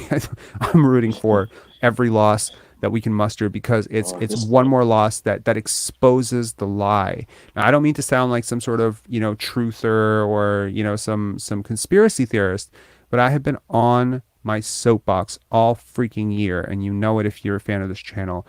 This is not real. Like, this is not sustainable. It's not Well, you're valid. a chess player. Pardon? You're a chess player. I am a chess player. I'm an avid chess player. Of course you see through what's happening. Of course you do. What's your rating? Just curious. Do you play? Yeah, I mean, I got up to about an 850, 840, Okay. I think it was. And Okay. I tapped out of that world about 4 or 5 years ago to get into coding. That's what I do Nice. professionally now. It's so interesting how much basketball parallels chess, not only from the team management perspective, because that for sure does, but even from a play-by-play perspective. There's so many parallels between basketball and chess. It's actually ridiculous. And I think that being good at chess does make you better at analyzing basketball. I think it makes you better at everything, to be honest. Yeah, Extrapolation, abstract reasoning, of course. absolutely. Anyway, man, I agree with you. I think, I just think that there's no need to really rush this. I think there's a version of Scottie, that we're still maybe a couple of years away from, maybe just a couple of months away from. I don't know when the dam will burst. I don't know when it'll come, but I know I've seen hints of it. So can I ask you something then? Sure. On your note about it not there being no rush, and I think that's the case. You're right. However, do you not see any competitive advantage from an asset management perspective to better manage these years where we have Scottie, Achiuwa, OG, to some extent Koloko, on these really favorable cap-friendly deals where we could fit other players of larger contract sizes into the mix before we have to give them their extensions? Okay, can you repeat that? Well, basically, we have a cap management situation we're managing as Sure. well. Mm-hmm. And we seem to have a decent amount of young, promising two-way talent within maybe like a $40, $50 million range for the four of them. Sure. You could even fit a couple more players in there and make it look even nicer. That's going to change in a year or two. We have a small window of time where we can fit a couple of these max contracts maybe we want that fit this actual long-term vision. Why are we wasting half a season, right? Like, yeah, there's no rush except for the money we pay people. Can you imagine what Christian Koloko's next contract is going to look like if you give him 30 minutes to run with Scottie as his point guard? Can you imagine what Precious Achiuwa's next contract or OG's contract is going to look like if you remove the barriers, which are really Fred and Pascal? I'm telling you, like, there's potential downside risk of, because like Christian Koloko is a second round pick. Precious Achiuwa, you've kind of already squandered 2 years of it, right? Yes. 1 year was squandered in Miami, where he barely played. Last year was squandered as a bit of a development year. I don't want to say squandered because he's obviously benefited from it, but it was kind of like you haven't really extrapolated value from that asset. I think rookie contracts are interesting, right? Because there's a game that you play every time you draft a rookie. Sorry to anyone waiting in the queue. This conversation just, I think, is veering into a very interesting direction that I really like, and I hope that the chat likes it. So I look at a guy like a Christian Koloko and I say, okay, he's already way out earning his contract, in my opinion, because his contract is peanuts, right? It wouldn't take very much for him. He'd block like 4 shots and grab 3 rebounds and probably outperform that contract. However, is there a way that prior to his next deal that you can somehow time it so that you get all the skill development work done, but you keep the stats just low enough that you can sign him to a reasonable 3 to 4 year extension off of that second year. That second round deal, right? Versus this guy explodes like Gilbert Arenas did off a second round deal, and now you have to sign him for a max contract. I'm not saying Christian Koloko is ever going to get a max contract. I'm just saying that there's a version of this where you can inflate a guy's stats so much that you actually outprice yourself. Having guys like Fred, Pascal, who are just kind of in the way, limiters. Yeah, they're a lot like pawns, like sort of, weirdly enough, sort of blocking in a cornered bishop on the wrong diagonal. Like, I mean, there's budding potential. Like I said it today. Like, I watched Pascal Siakam's rookie year. I'm watching Christian Koloko's rookie year. I watched him in Summer League, G League, whatever. I'm telling you that if we built a time machine and we put them on both the same timeline, and I'm watching Siakam, Koloko at the end of the year, say which one of these two guys you want to build around for the next 7 years, and I have no knowledge of where they're going, I pick Koloko. That's how high I am on him. So, But we also have to have some confidence in their ability to pull it off. I mean, that's how you get Malachi Flynn's. You know what I mean? I understand where you're coming from. I probably am less confident on our competence in pulling this off, perhaps. Mm-hmm. I think we've seen it backfire in recent years, and I think we're at a situation now. We've got some unrest on the team with guys like OG Anunoby. There are being murmurs about him being unsatisfied with this role. Things we can't really. Well, yeah, but I think like my point here is like the downside risk of allowing a player to become to be less valuable than they appear, as opposed to the inverse, which is more valuable than they appear, right? Like, I think that's important when the contract is on the latter end of the contract deal. So to just sort of try to frame this for anyone who's struggling to follow what the hell I'm trying to say here. Basically, right now, the New Orleans Pelicans drafted Dyson Daniels, right? They have him on a rookie contract for 4 years. Probably, I think his contract's like $18 million, right? Your hope is to land in one of the two extremes. Number one, you get him to basically emerge next year as a $25 million type player, and you extract so much value paying him $4 million to play like a $20 million. That's like you're building up plus $21 million every single year of value, right? For those 3 years. And then you extend him to a max contract, and at that point, the max contract is based on what you project him to be, but you've already built up $84 million, or, well, at that point, it'd be $63 million of value, if that makes any sense, right? Yeah, I'm following. The other end of this, the other extreme of this that you would go towards is you slowly develop him. You give him bits and pieces. You give him a good game here, but then you hold him back here. You keep his minutes a little inconsistent. You throw him down to the G League, whatever. Not saying that Dyson Daniels should go down to the G League, but maybe you do that with Koloko. You artificially keep the minutes a little bit lower so that other people kind of value this guy as an $18 million piece. Because I'll tell you right now that there are players out there that are worth like significantly more than they got this offseason, because teams just can't sell, signing a guy who averaged 4 points per game last year to a max contract. They just can't. So I think the best way to explain this would be Delano Banton. Now, I don't know how good Delano Banton is. I can tell you I think he's an improved shooter. I also think he played like shit tonight. But let's say, for instance, Delano Banton is on his way to becoming a $20 million player. Not impossible. Actually, no. The best example is Achiuwa. Let's stick to Achiuwa. Achiuwa's playing like a guy who may one day get $25 million, right? But his stats do not look like it. His analytics don't look like it. But I'm seeing him on a day-to-day basis, and I'm like, I could see a world in which this guy is that type of player, right? Give him more minutes, give him more confidence, and suddenly that starts to go up. Suddenly now you are actually going to struggle to keep him. The other side of the Dyson Daniels example is you keep him low until you're ready to sign him to the next contract, then you pop on your next contract. The goal of any organization should be that players outperformed their contract. Fred VanVleet has outperformed his last contract massively.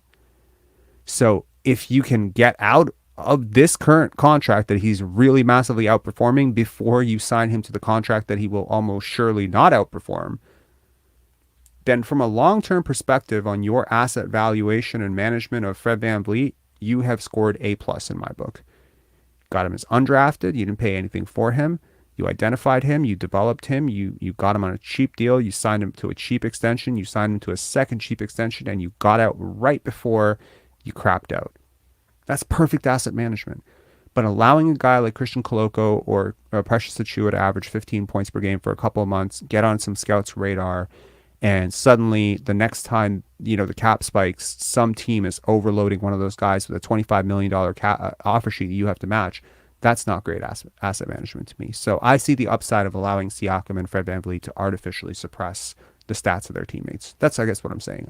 That was a long way to say something that probably could have been structured in 3 sentences. I apologize. No, but that's honest. I mean, this is actually the season that we're having. We're having this season in this domain. Losing also impacts. By the way, losing also impacts contract values. You know, Siakam is seen as a very different player. OG's probably. I mean, I think the Raptors are a bit of an exception to that, though. I think everyone around the league knows that this team is way better than their record, and the losing hasn't completely changed how people feel about that. Well, I don't think we're way better than our record. I think we're better. I think the talent accumulation of talent, not the fit of talent, but the yes, collection of talent, not the synergized talent, like not how it works, not how it's used, not how it's like you think you think about so many games you lose, like bad stretches of the season where Siakam's playing really, really well, but so and so isn't, and all the dominant headline is, oh, Siakam needs more help or whatever. Well, right now you could very easily say in January, oh, Scottie needs more help, and maybe today you say, well, Fred needs more help. It's like, well, why can't all these guys just kind of click at the same time? Like, you'd have a really good month, but it doesn't mean that at the end of the season when you look at it, you just might look at it as an unfortunate circumstance where you might have won so many more games if all the guys slumped together and rose together, if that makes sense. Because, I mean, I don't think it's debatable that Siakam's a very different player, materially different player than he was in November right now. Yes, agreed. Yeah. But in your overall sentiment, I do agree with you. We're seeing some high-level strategy play out. We're not really getting an authentic basketball product this year. But I guess where I was coming from was just that perhaps this could be organized in a better fashion so that we take advantage of a contract situation that obviously will not persist for more than another 2 years before things get costly. Yeah, that's it. All right, man. Thanks for calling in. I really appreciate it. Nice way to talk about chess and team building strategies. Love it. Thanks. Awesome. Have a good night. Yeah, have a good night. Okay, next up, we've lost a lot of callers in the drops.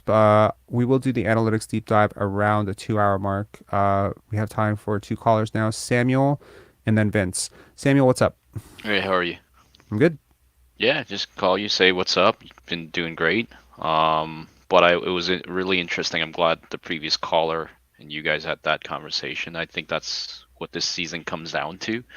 I'm looking at the team payroll, and it seems like we got Chris Boucher, Scottie, and Koloko until for the 2024-25 season, and then I think OG is on a player option, right? Yeah. So yeah, I think you sell on high right now with the guys that are, like you said. I think you tied it up perfectly. I think blocking the way, Fred, Pascal. Yeah, but I presented blocking away as a positive, ironically. No, it's positive. I know what you're getting to, because you don't want their value to balloon, where you still want the pool of talent being in our control, right? I get what you're saying. But then there's a point, like I think what the last call is trying to say, and I don't know if he reached this point, is you do have guys like OG maybe being frustrated if you use that tactic. Depends on how long you use that tactic for. Because you can't hold a guy down for too long, right? But I think we got Koloko, it seems like, until the 2024-25 season, under 3 mil. Like, I think the last year is 2 mil. So I think we're good with Koloko. Achiuwa, I think we got team option for next season. And what do we do with him after that, or whether he becomes that $20 million player? Who knows, right? But I think I know your trigger point is OG, but if he's not happy here, we don't know what the reason why he's not happy. Then Well, he maybe wants a he bigger should. role. I think, like, there's never been any concerns. He has a lot of friends here. I know a lot about OG. Just Yeah, doesn't matter how I know, but I just know a lot about OG. I know. I can tell you, it's not like he doesn't dislike Canada. He doesn't no, dislike Toronto. He doesn't dislike the Raptors. He doesn't dislike the coaching staff. I just think he thinks he can do more, for sure. and I don't blame him. And he's shown in parts that he can do more. He's had playoff series where, he's looked like your best player or second best player. So why is he the fifth option? Why is he fifth in usage? Why is this offense not prioritizing him? I also understand the other side of it where people say, well, he can't, he doesn't seem like a very fluid scorer, and he struggled in certain situations. I get all of that. So yeah, I'm a little bit torn. Anyway, do you have any final thoughts?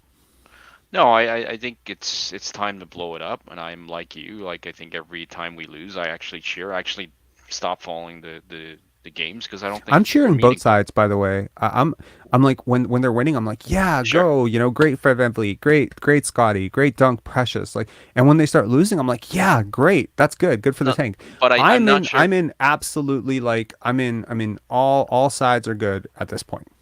But I'm from a standpoint. I'm not sure if you're cheering from that standpoint. Hmm. I'm of the opinion that if they play good, great. Hmm. That's your showcase for the trade market, right? I'm Cool. happy. Anyways, I'll let you go. Good, Cool. good show. Alrighty. Right. Cheers, Cheers. Samuel. Moving on to Vince, and then it looks like Marco's back. Vince, what's up, man? Hey, what's up, bro? How you doing? Good. I'm good. In a good Uh, mood. I you in like a that good mood loss. tonight? I like Good. that loss. I mean, I saw beautiful basketball. I saw Walker Kessler looking like prime Alonzo Mourning. I mean, he's Bro, good. He's really good. Kessler is could have had him. Could have had him if we didn't trade for Thad Young. We need the veteran leadership. We Yeah, cannot understate the value of veteran leadership. yeah, it's Veteran leadership is important. revisionist history to the max on that one for sure. But We don't know if we would have grabbed him. Honestly, I heard they were really big on Andrew Nembhard. Also a really good freaking player. And Christian Koloko. I mean, shit, like mm, I think that was Nemhard gone by that? Oh no, he went like Nemhard went 30, the pick 30. before the Raptors. I think he Right, went right, right, one right. or two picks before the Raptors. There were a lot of, like, okay, so my personal guy that hasn't done well so far is Peyton Watson. I love Peyton Watson Right, on the Denver Nuggets. He just is getting no burn, and he was, right. god awful in the NCAA. I just believe in him for some reason. It's gonna go down as a hill that I'm dying on, but I like him. So yeah, That's a tough team to be on. yeah, Getting run on the like I just asked Bones Highland.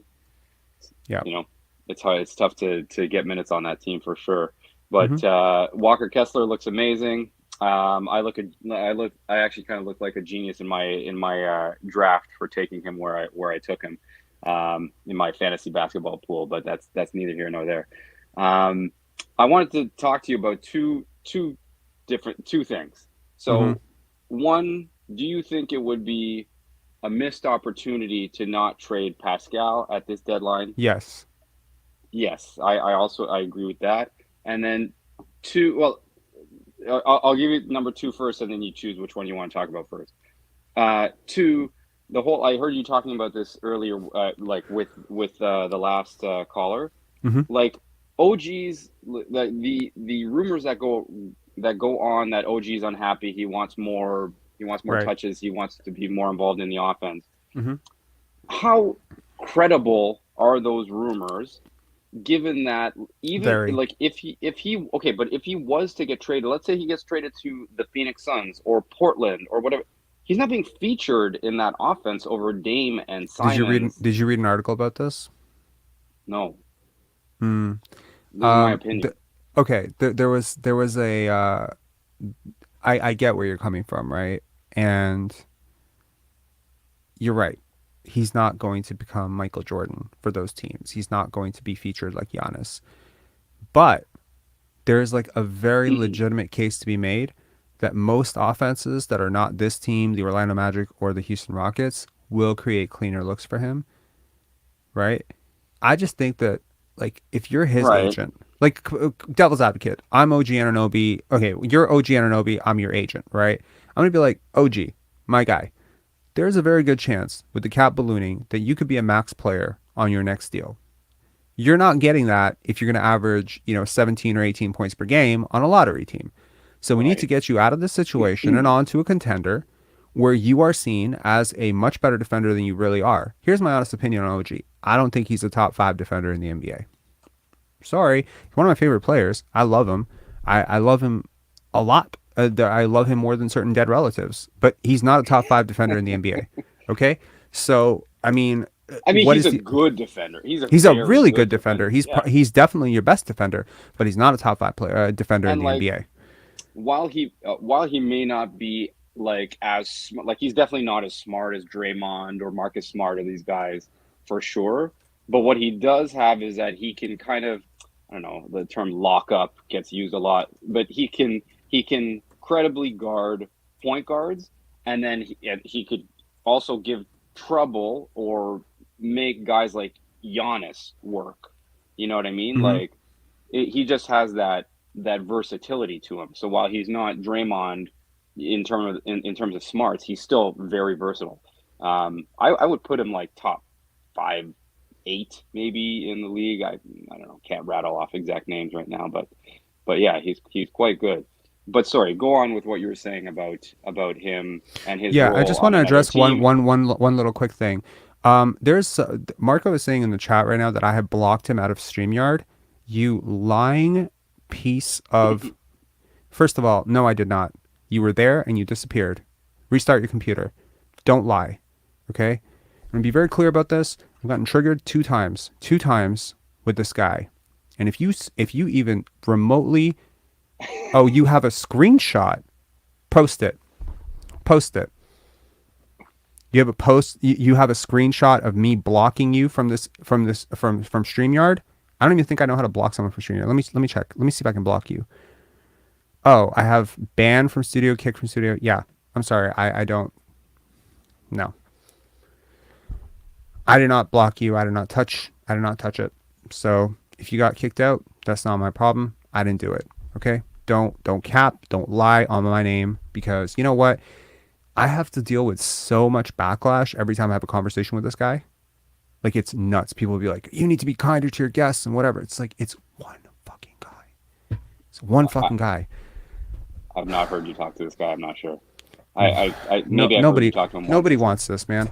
Anyways, yeah, Marco, I did not click block or kick. I haven't blocked or kicked anyone from this studio today. So yeah. Whatever. You got the good Italian guy in here, Vince. It's all good. This is true. Yeah. Okay. So that's kind of where I'm at with OG. Is I see it as, even though he won't be featured, I think he would increase his value around the league for his next contract. Right. Okay. Now in how this relates to my first point with Pascal, I feel like if the right moves are made for Pascal, everyone's building packages, like trade packages, building them around picks. I'm of the mindset that I would rather get like picks for sure, but like get some players, get some decent players that you can in return. I remember sending you a screenshot where I was trying to get Pascal to Phoenix, and then get Ayton to Indiana, and then Miles Turner to us, at like some kind of iteration, and also getting Cam Johnson in the fold somehow as well. If we could turn Pascal into like even Ayton and Cam Johnson, or Miles Turner and Cam Johnson, something along those lines, 2 shooters, and then keep OG, and then give more of the playmaking duties to Scottie. Now you have some serious shooters with Fred, Cam Johnson, Turner, like surrounding Scottie. That's a fucking squad right there. Do you win with that squad? Because I think low key you might win.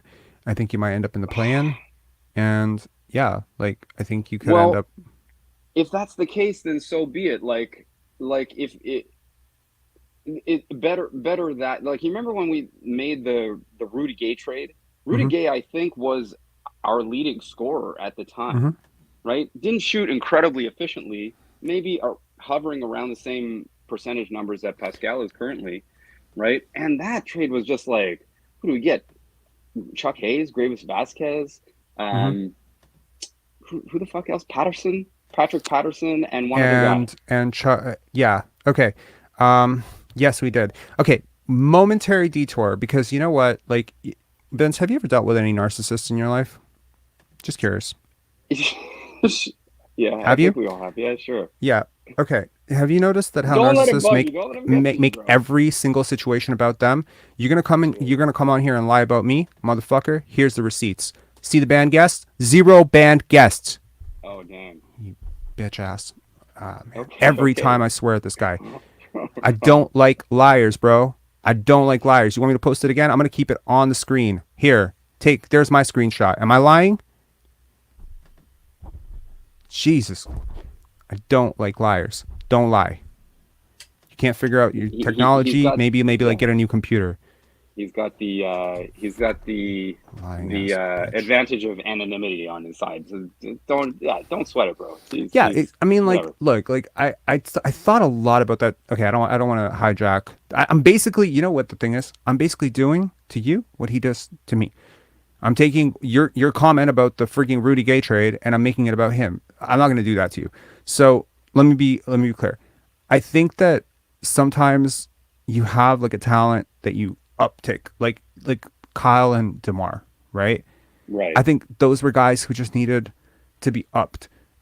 Laurie Markkinen, what we just saw tonight. I think that's a guy who just, if you give him a bigger role and you give him some decent system around him, he can do so much more.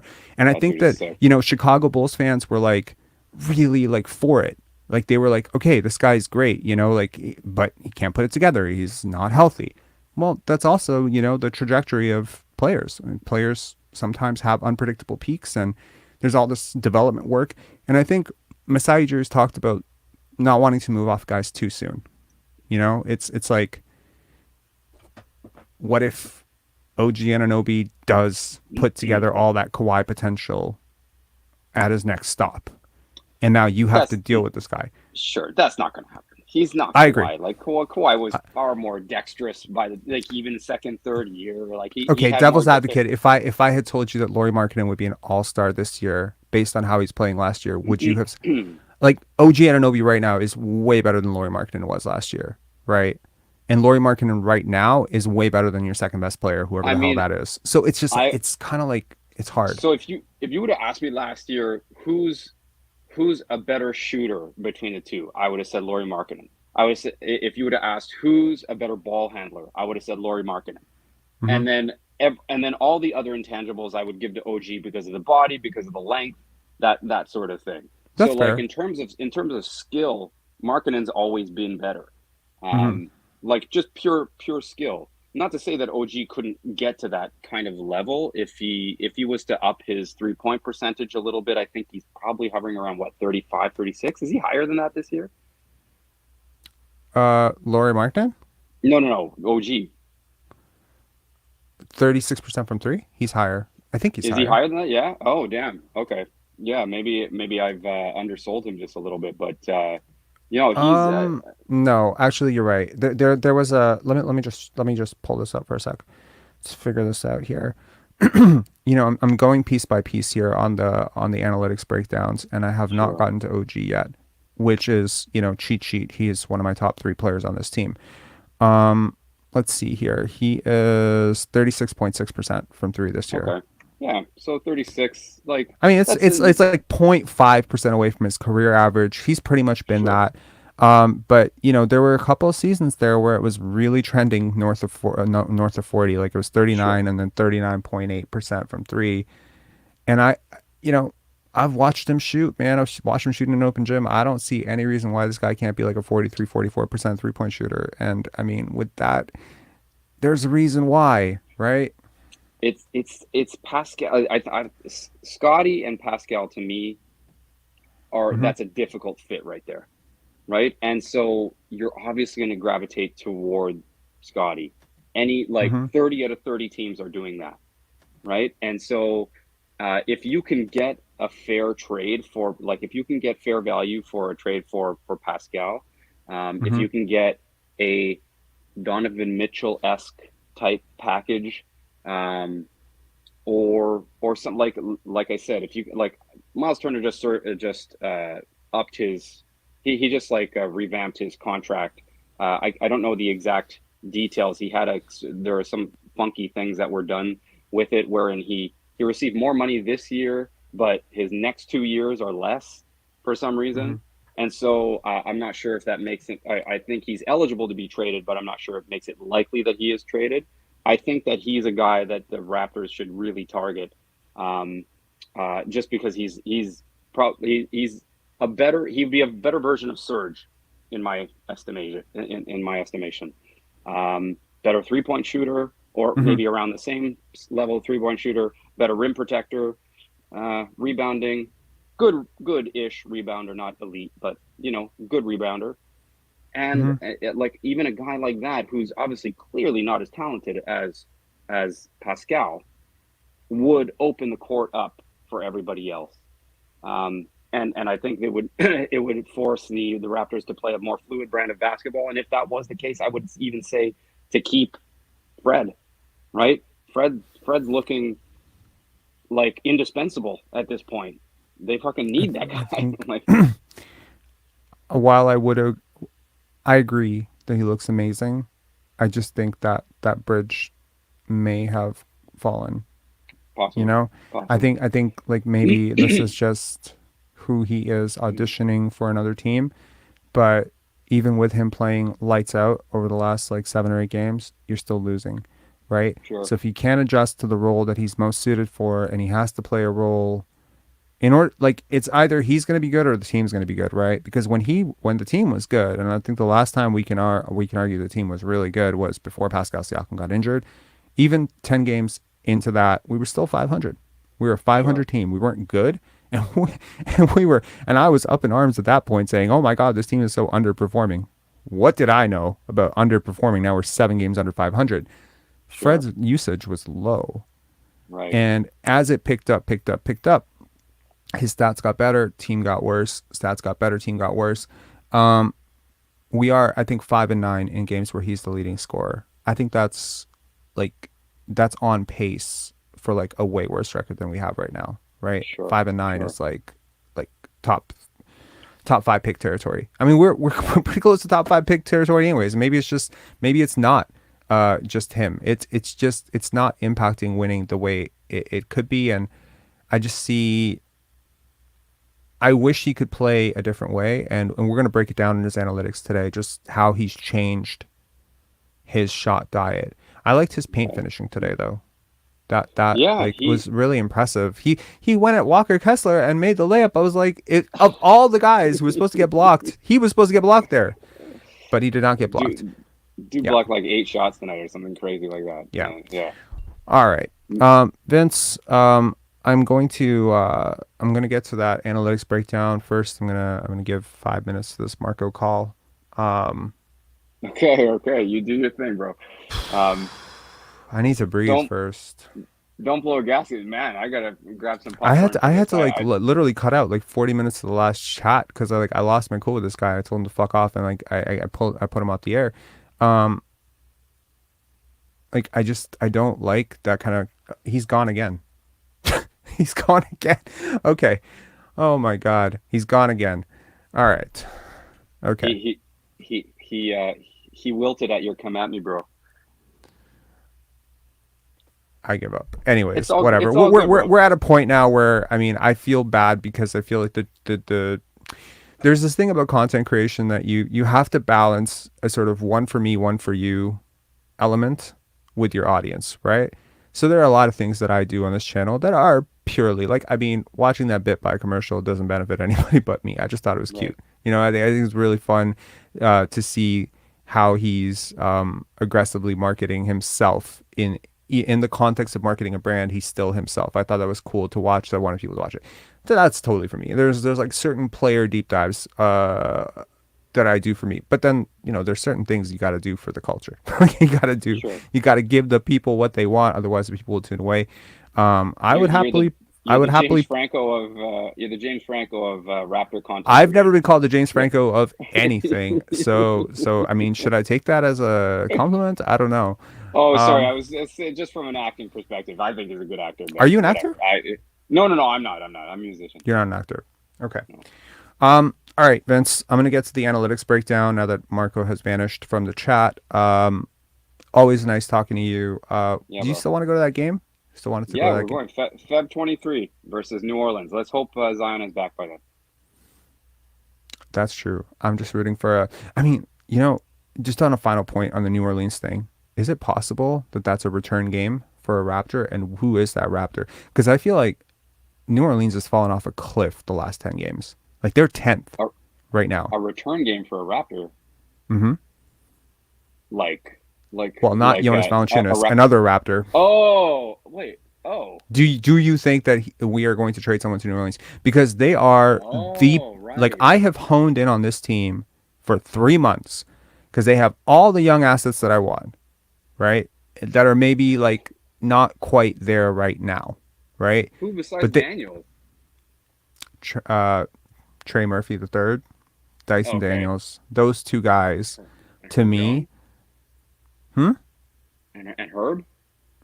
And Herb, I think Herb is more like, it would be easy to argue that Herb is already in his prime. Or close to it. Like he's 24, 25 years old. Yeah, he's older. Yeah, for sure. And also he's a second round pick. So you have to deal with the contract issue of extending him to a mammoth deal because he's already proven that he's at least worth 15 to 20. But yeah, I love Daniels or Trey Daniels and Murphy for Fred, I think this is what I'm saying, bro. Like even OG, I think I would be cool with that. Wouldn't Daniels and Murphy in exchange for Pascal? I don't think they probably don't value Pascal the same way because they've salaries. Got other guys. It's the salaries. Yeah, salaries. They have to give up Brandon Ingram or CJ, and they can't trade CJ, and they're not trading Zion, and it's gonna have to be a guy who makes under 20 million, and then they're gonna have to aggressively add fillers and picks to make it worth our while. For sure. Yeah. Sure. Yeah. It's too bad. I'd take Murphy and Daniels all day, every day for OG. I love OG as well. I don't want to see him leave. Like I said at the top of this thing, I think you're sort of missing out on an opportunity if you're not dealing Pascal, because I think there's never I think his value has dipped a little bit over the last 2 weeks or something, but he's an all-star. He's still at peak-ish value. I think teams have analytics departments. They have scouting departments. They're not stupid. So they do understand, at the very least, what I understand, if not 20 times more than what I understand, because it's literally their job and they have hundreds of people at it and they have data pools and resources that maybe some of us don't have. I think most teams know that if you're going to bring this guy in, it's kind of an awkward fit, right? He's not the most portable guy. He doesn't do a lot off the ball. I mentioned in the last chat, he's kind of starting to regress as a defender a lot, right? Where the natural gifts are not. He doesn't shoot it well, right? And in a league which is going towards 3-point shooters, you're talking about look at what DeMar DeRozan was traded for. Not the Kawhi Leonard trade. I'm talking DeMar DeRozan, San Antonio. Yeah. What was he really traded for? Thaddeus Young, and I think a first-round pick or something. That was the going rate. I mean, it was a sign and trade, but still, 3-point shooting is very valuable. And in a league that is taking more threes than ever at a higher clip than ever, it's 35.5% offensive rating this month. Last month was 116. Superstars are regular taking 6, 7, 8, 9, 10 threes a game. You got a guy who's shooting 30% on low volume. It's definitely going to.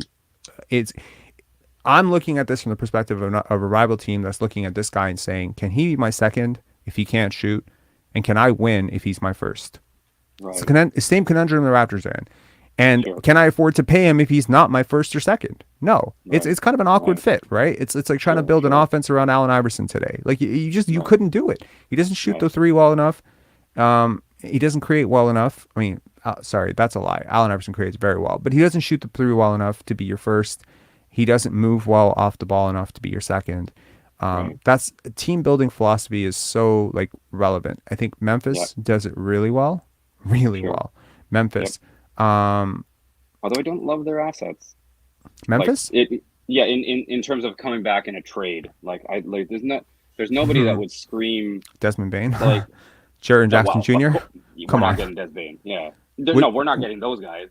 Well, that's my point. Like, you have three guys on that team that you can't trade one for your best player. What does that say about your team?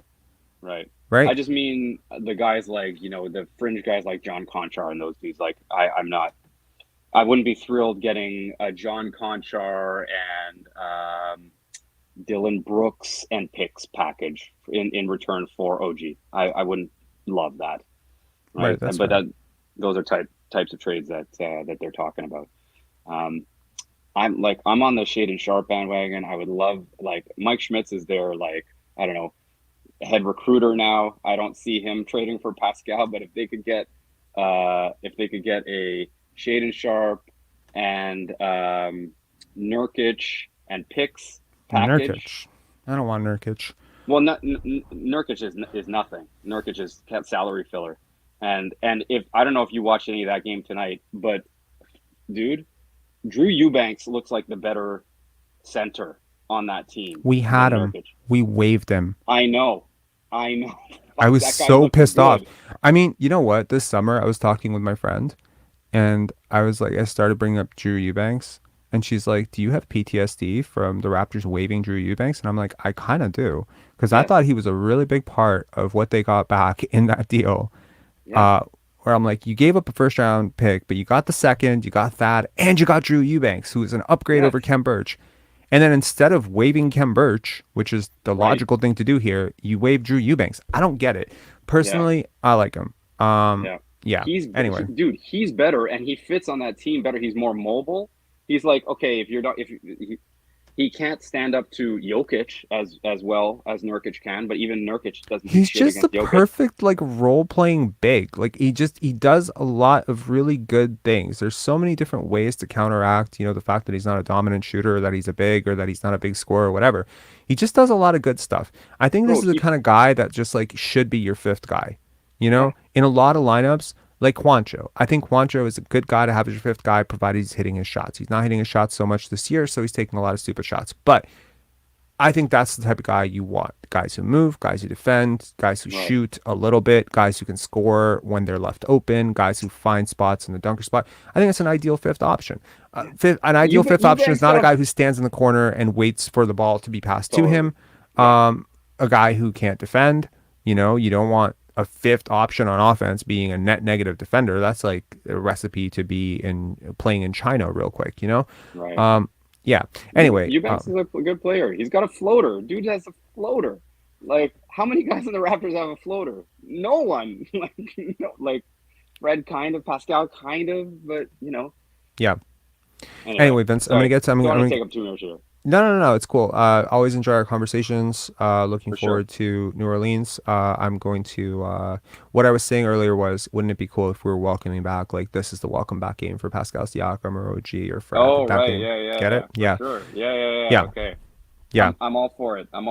Preferably not OG, but it's looking like it might be him. Please don't be OG. Yeah. I'm just going to sleep easy once the deadline's over and OG's still on this team. Like, breathe easy for an entire 2 months before we hit the off season, and boom, we start this anxiety panic attack all over again. All off season going through it now for a month now. Do you realize we were just 3 weeks or 4 weeks ago, Jason Tatum said in a post game, I'm going to see OG in Salt Lake. He's going to be an all-star this year. That was 4 weeks ago. I feel like that was 4 weeks ago. It's crazy. It's crazy how the world turns. Anyway, thanks a lot, Vince. Cheers. Yeah, man. Have a good one, bro. Cheers. And just as I got off with Vince, Jace, I believe you've already been on. We're not doing repeat callers, buddy. We have plan for what? Plan for what? What's up, man? Oh, can you hear me? Yeah, I can hear you. All right, good. So I know that we are currently in the process of criticizing Nick Nurse for what he's done with at least the offensive rotations or the overall rotations this season, but I've come up with a philosophical question. So the last few seasons before this season, the best defensive rating in the league has been around 104 to 106. But this year, the best defensive rating is 109, and that's Milwaukee Bucks with Giannis Antetokounmpo, one of the greatest defensive players of all time. And so here's a real question. Obviously, the Raptors, they hold themselves down in defense, but how are they supposed to be a good team when the league has evolved to the point where offense is so good that the best defenses aren't even as good as they were before? The Celtics last year were a 106 defensive rating, and the Celtics are probably the best defense besides the Bucks this year, and they're still like around 109, 110 rating right now. So, okay, so for our callers, for our listeners who may not understand what a defensive rating is, can you explain it? Well, defensive rating essentially just takes the amount of points over a period of over several games. It could be one for a single game, or it could happen over a season, and it essentially tells you over a period of 100 possessions how often is a team scoring on you. More or less. How many points is a team scoring on you, not how often a team is scoring on you. Yeah, that's what I mean. Yeah, right. Sorry. So obviously, if you're going to take more threes, right? Like I'll give you an example. So there was this stat is about a year old now, but it was shown conclusively that the difference between a long 2 and a 3 is 0.16 points per possession. Yeah. Okay. Which means that a team taking only long 2s and a team taking 3s, even if we can argue that the vast majority of players do shoot long 2s better than they shoot 3s, that's not actually true. That's much better. A 33% on a 3 is much better than a 50% too. Yeah, but it's not even accounting for how many players talking about points per possession. Yeah. At this point? Yeah. So what I'm saying is that the difference between the two metrics was 0.16, which means that obviously if a team were to shoot only long 2s and the other team were to shoot 3s, on an average night, the team that would shoot 3s would win by 16 points. That's huge. So when you say that a defensive rating has gone up, right, or in this case, like I guess down because it could just be because teams are taking more 3s. Because the per 100 possessions does not adjust for the shot quality or the shot diet, right? If I take only 2s against you for an entire season, like let's say there's a team out there that you just can't take 3s against because it's against the rules. Let's just say it's illegal to take 3s against the Toronto Raptors. The Toronto Raptors are going to have a great defensive rating. That's true, but we would probably also end up winning the game if they couldn't take 3s. Because if you're taking, that's an extremely long 2. That's a very inefficient shot to be taken at 36. I agree with you. I agree with you. If there was a team out there that could simply, as like almost like a 2K cheat code, just take out the 3-point line for the other team, yeah, that team would win almost every single night. I agree. Yeah, so, exactly. I mean, like what we saw tonight is a very good example of that. Where another team just took way more 3s than us. Exactly. We took more paint shots. And for whatever reason, I mean, I don't understand it. I see this team, like there's a part of me that's pissed that we lost this game too. Like there's a Raptor fan in me as opposed to a Tank fan. That's just kind of annoyed that we lost this game. It was very winnable. It was very gettable. And we went into their hands. We went into the paint. Why? You're smaller than them across the board. They have one of the best shot blockers in the NBA. Why are we consistently going into the paint? Why are we 68 paint points? It just seems so stupid. And I guess like it's doubling down on, this idea that we don't have shooters, but we do have shooters. Fred's a shooter. Gary's a shooter. Precious has shot before. Siakam has shot. Like I have seen a considerable sample size of Fred and Pascal and Gary and Boucher, granted not for a few seasons now, where they have been more efficient taking a 3 than a 2. Way more efficient. So I just think that, yeah, I think that the shot quality and shot diet can get you in a lot of trouble. But I don't think that defensive rating alone should be a measure of how good a team is defensively. Oh, in my opinion. I agree. Obviously, like the Milwaukee, like Giannis just makes almost any team one of the great defensive teams of all time, in my opinion. Mhm. They like, especially in the modern times, and the Celtics are a great defensive team, no doubt about it, especially when they're fully healthy. But my point is because offenses have become so efficient, and because of the 3-point line, exactly, and the spread pick and roll is so good. Like, it's not just James Harden who's doing it; it's freaking Mike Conley, and is destroying us with like Mhm. the amount of different types of pick and roll variations that they can do on us, and they could force us to, they could force help, and they have an open three, and then if we rotate, then they can just pass the three along the 3-point line until eventually they find an open corner three.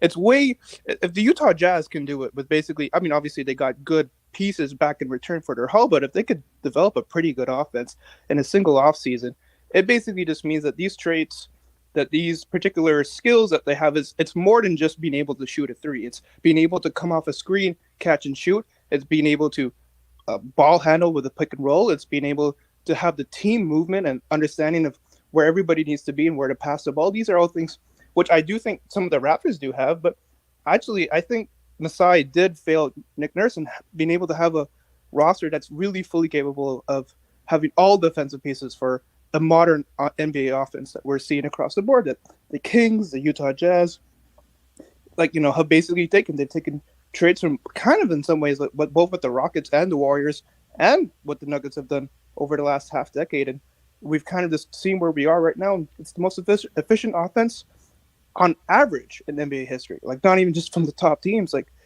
we were, until recently, we were like a 117 offensive rating. That's kind of crazy. That was like the peak Magic Johnson Lakers right there.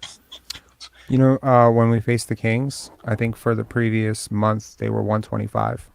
Yeah, exactly. There we go. And that's one of the greatest offensive ratings of all time. That's like a peak Golden State Warriors right there. I mean, look, kids are learning to shoot threes at a much younger age. They're practicing them. Teams are generating schemes that result in the top and highest quality shots.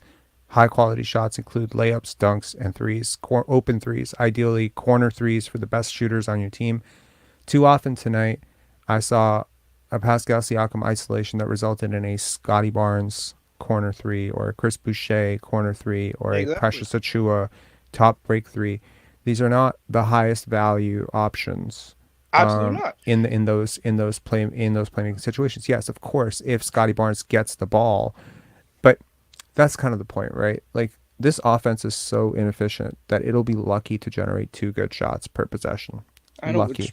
And by generate, I don't mean, like, I mean it'll open up 2 good shots.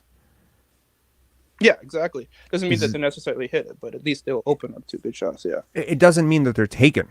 Yeah. Right? Like, it just means that, like, I don't know. Sometimes it's hard for me to look at basketball without, like, turning on my like my brain like a computer almost, right? And trying to simulate random things. And so sometimes I'll ask myself, when a player makes a really shitty decision with the basketball, like where they reject a screen, they go under a screen when they should go over a screen, when they refuse to find a mismatch in the post. Like, there's a play tonight where Scottie Barnes seals Colin Sexton in the post, does not get the ball. 4 seconds later, he relocates to the corner. Now he gets the ball. He misses a 3. One of those options was way better than the other option, right? I feel like most people who get analytics, who get coaching, who get basketball, really do get this part of the game. And I think that this is the biggest blind spot for people who don't get that side of it. And I'm not trying to, like, act like, there's a wall or a barrier here, but, there kind of is, right? Yeah. Because none of that stuff is going to show up in someone's box score reading 21 points, 10 rebounds, 5 assists. And it's not even that complicated. It just requires a little bit of specialized knowledge. A little bit. Just baseline understanding of specialized knowledge, baseline understanding of analytics, baseline understanding of some of the concepts you're talking about: offensive rating, defensive rating, shot quality, which plays result in how many points per possession. I think that analytics can drastically misrepresent how we see players, but I think there has to be some sort of balance between, as the analytics get better, hopefully the noise gets weeded out. The people, and we get better with the tracking data, which is very important as well. I think that tracking used to take forever. Like 10, 12 years ago, we were trying to do this by hand. It was so hard. Now you have it's available to you within 12 seconds. It's amazing. So I just think as that gets better and, our understanding of basketball gets deeper and better, not just as a community, but just as a world, the basketball is still a relatively new sport, especially in the way that it's being played right now. It's still new. We're all learning. The whole world is learning. It's one of the fastest growing sports in the world. You just never know when there might be a person who's going to break this game wide open, who's 16 years old right now, who's just picking it up right now. And 5 years from now, they're going to erupt, right? So I just think that at some point, it's just going to come down to all the tools, all the analysis is there. I can definitively prove to you that Pascal Siakam, is not a top 15 player. But you're going to have some people that are going to say he's an MVP, and that is what it is. I can definitively prove to you that playing the way the Raptors play cannot lead to winning, that this offensive structure is stupid, and as you've alluded to, other teams have drastically upped their playbook and the efficiency of plays that they're running, and we have not. We are kind of behind the times. Yeah, right? we are. Sometimes I'll I watch every Raptor game twice, and most of the time with very deep interest, intent, laser focus. I'm not cooking and cleaning while I'm watching the game. I'm zoned in. I'm not on my phone usually. I'm not tweeting or anything. Even though, for the most part, I'm just zoned in every single play, trying to see everything I can catch. It's hard for me sometimes to not think that I've accidentally turned on a rerun from 2007 or 2008. Sometimes when I see some of the sets this team runs. No, I agree. If you think about it, Siakam works in the pinch post so much, we might as well be in the 90s. At the end of the day, he's cited his greatest influences are KD and Kobe, and I think that's a lot of how those guys play. They're just they kind of evolved in different eras, and B, they're just way better. Yeah. That plus also KD has incredible off-ball value that allows him to play against other great players. Bingo. So yeah. Anyway, playing for what, I really appreciate the call. I love the different ways that this conversation went. Thank you so much, man. Thank you. You have a good night. Have a good night, man. All right. So now with no more callers, just to sort of address that elephant in the room, sort of, in the last chat, and by the way, we're closing for callers now, so I'm not taking any more callers. I don't care if he who shall not be named comes back into the chat or whatever, right?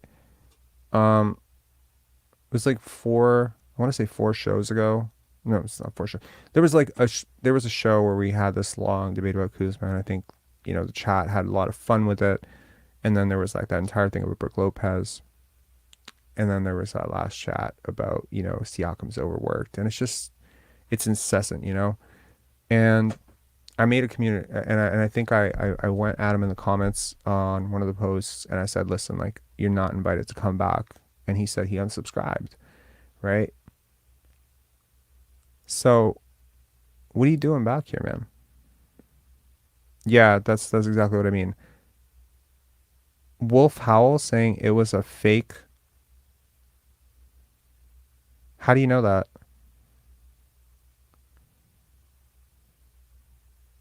I don't think it was, but okay.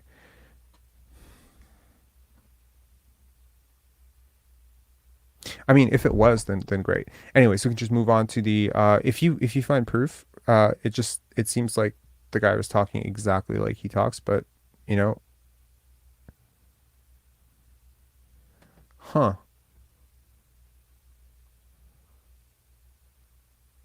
That's interesting. Well, you've made it when... Hold on.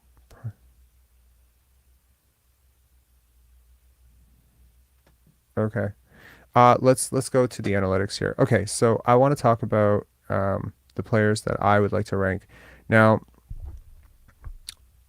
to those of you who've missed it, we've been doing these rankings of ranking Raptors from 16 all the way to 1. right? I did this in the off season, right? And I ranked players 20 through 1 at camp, and my top 10 has shifted a lot. So to those who do not remember who my top 10 have been so far, we've gone 16 all the way to 9. No, to 10. So I'm gonna no wait till 6, 7, 7. We've gone 16 through 7. So I'm just gonna list them out from memory and pray, that in my sleepy state I remember who those players are. So at 16 we had Ron Harper Jr., 15 Kem Birch, 14 Malachi Flynn, 13 Delano Banton, 12 Jeff Doughton Jr., 11 Thaddeus Young, 10 Juancho Hernan Gomez. At 9 we had Chris Boucher. At 8 we had Otto Porter Jr., healthy Otto Porter Jr., but Otto Porter Jr. And at 7, a surprising pick, we had Christian Koloko. Today we're gonna have players 6, 5, and 4, and those 3 players are Fred VanVleet, Gary Trent Jr., and Precious Achiuwa. Which, of course, by deduction, you can tell that my top 3 players on this team are your starting front court of OG Anunoby, Scottie Barnes, and Pascal Siakam. So let's start. And I want to preface this by saying I'm thinking in terms of assets, not just future value, but also current value. I'm also thinking in terms of contract situation, right? I'm saying this in the scale of this is the guy I would like to move, and this is what I want for him in relation to. Sorry, what I'm trying to say is these are almost like trade value rankings, right?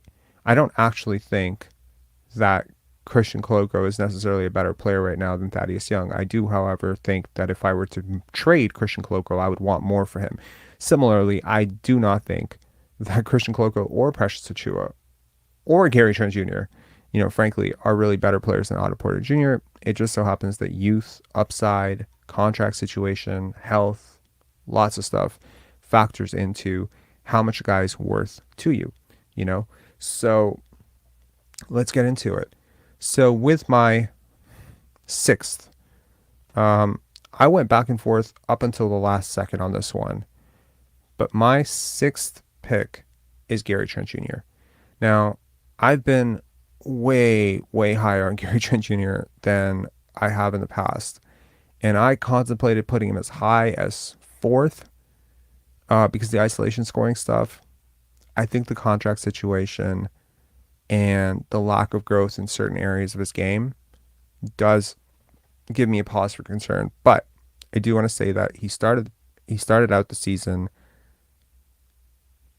Do I want to change this right now? No, I can't. I can't put him over Fred just because he's younger. And I can't put him over. Let's consider all 3 of these incomplete players that I wish could add one thing. So with Gary, one of the things I really like about him this year, and let's talk about him a little bit here. So Gary, to flash some stuff here. So if you see Gary, analytically speaking, there's a lot that sticks out, right? His shot quality is insanely good. His shot quality metrics, 89th percentile, right? This was not the case last year, right? He's an 81st percentile offensive player overall. That was not the case last year either. He's drastically moved his, true shooting percentage up. It's about, median among players who play a respectable number of minutes, are rotation players in the league. The defense has been hit or miss all season. He's been anywhere between 29th and 41st. I've always said he's the worst defender in your starting lineup, and nothing that he's going to do is really going to change that. I like that the deflections are in the 87th percentile. I do. But you know what? I think his rim frequency and block percentage, rim defense, etc., are just better. It's just he's such a terrible rebounder. Like, he's one of the worst defensive rebounders. If he could fix his rebounding in general, just his propensity to have a nose for the ball when it comes off the glass, I think that might just be scheme related. I think he's better defensively this year, if you ask my honest opinion. In terms of defensive matchups, he is versatile, but you can see that there is a certain limit to the positions he guards. It's a lot of 1s, 2s, and 3s, not a ton of 4s and 5s. Frankly, I think that's probably for the best. A 0.4 box plus minus is healthy for a 23-year-old. I think, I really do. I think he's been good. Let's take a look at something else here. So in terms of how the numbers chart, then we'll obviously look into his shot chart, and we'll look into some other stuff with him. So the number that really sticks out to me, number one, is his free throw rate. Like his free throw rates, like if you look at it per 100 possessions, he's getting to the line more than he ever has before, and I think that's a really good thing. Box plus minus, he's been positive for the last 2 years, and he turned positive around 23. So this is his quote, according to Basketball Reference, his 24 is positive. Last year was positive. Last year he was a slight like his offensive box plus minus has been so much better this year. So even though, like, if he could combine what he gave you last year on defense and what he's giving you this year on offense in terms of impact, I think you have a solid $25 million a year player. It's when you get beyond that I think the obvious playmaking deficiency, the rebounding deficiency, the not so great switchability, the not lights out shooting, right? I mean, 36.7% is not lights out. It's barely above league average, right? So I think for Gary to take the step into the top 4 here, right, which would be to really beat out Precious and Fred, he would pretty much need to become 3 things. 1, a little bit more competent as a playmaker. I'm not talking like, play helio ball with Gary. I'm just saying, like, he needs to be a more competent playmaker. There are too many times where he doesn't make the obvious pass, too many times where he just settles for something when something better is available for somebody else. His vision for the game is not great. I've seen slight improvement. It needs to get a lot better. 2, get better at the rebounding. 3, become a lights out shooter, especially on the corner.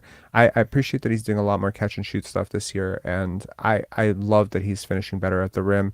As you can see here, he's league average at the rim. He was not last year, right? So I think there's a lot of positive here from above the break. His above the break 3-pointers, top of the, from the top of the line are great. Center of the court, basically, Gary is just pretty dominant in the paint, even like well above league average there. So I think this is just, it's painting the picture of a guy who you should probably bring back and not just trade away for a late first. I value him more than that. I didn't at the start of the season, but I definitely do now.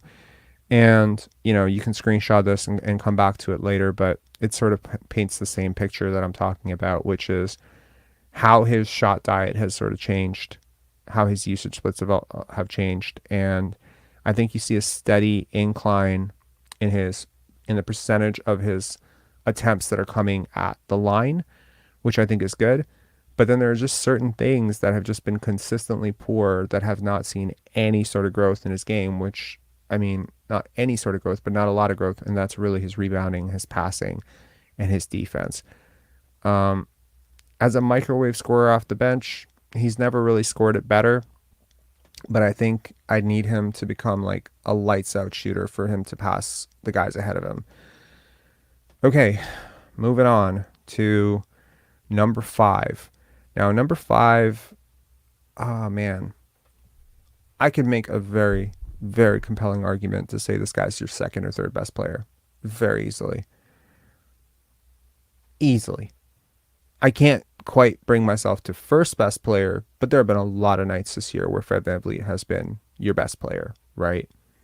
There's also been nights where he's been your worst player. It's all over the map with him. But I think it's fair to say that he has value around the league, especially for analytics nerds. And it's kind of ironic, right? You devote a channel to analytics and then spend half the year bashing Fred VanVleet, even though the analytics completely love this guy. I think there are a lot of limits to analytics, and I think Fred VanVleet is the guinea pig. to show the good and bad side of it, right? Where sometimes he does things that the analytics are picking up that the box score is not picking up. And then you say, yay, analytics. And then there are certain things where the team offense and how he runs it disproportionately, and how Nurse runs it disproportionately benefits his certain counting stats and analytics, while taking things away from other people's analytics and you're just like, shit, that's where those are the blind spots in the analytics. So let's meet our analytics darling, Fred VanVleet, who is our number 5 player here in terms of like my belief of value. True shooting percentage has always been sort of a low point for him, but I think most people who are very critical of his defense would be surprised to find him that much better than Gary on defense. And he is. He's just consistently making the right play. You can say there's limits vertically, horizontally, reach wise. But I'm telling you, if this guy was like 6 inches taller, he's your best defender. Like if he was OG size, he's better than OG at everything. Like it's sort of sad, right? Like in a weird way, he's just such a good player, and yet he's not quite as good as he thinks he is, and he's not quite as good as he needs to be to function in the role that he has on this team.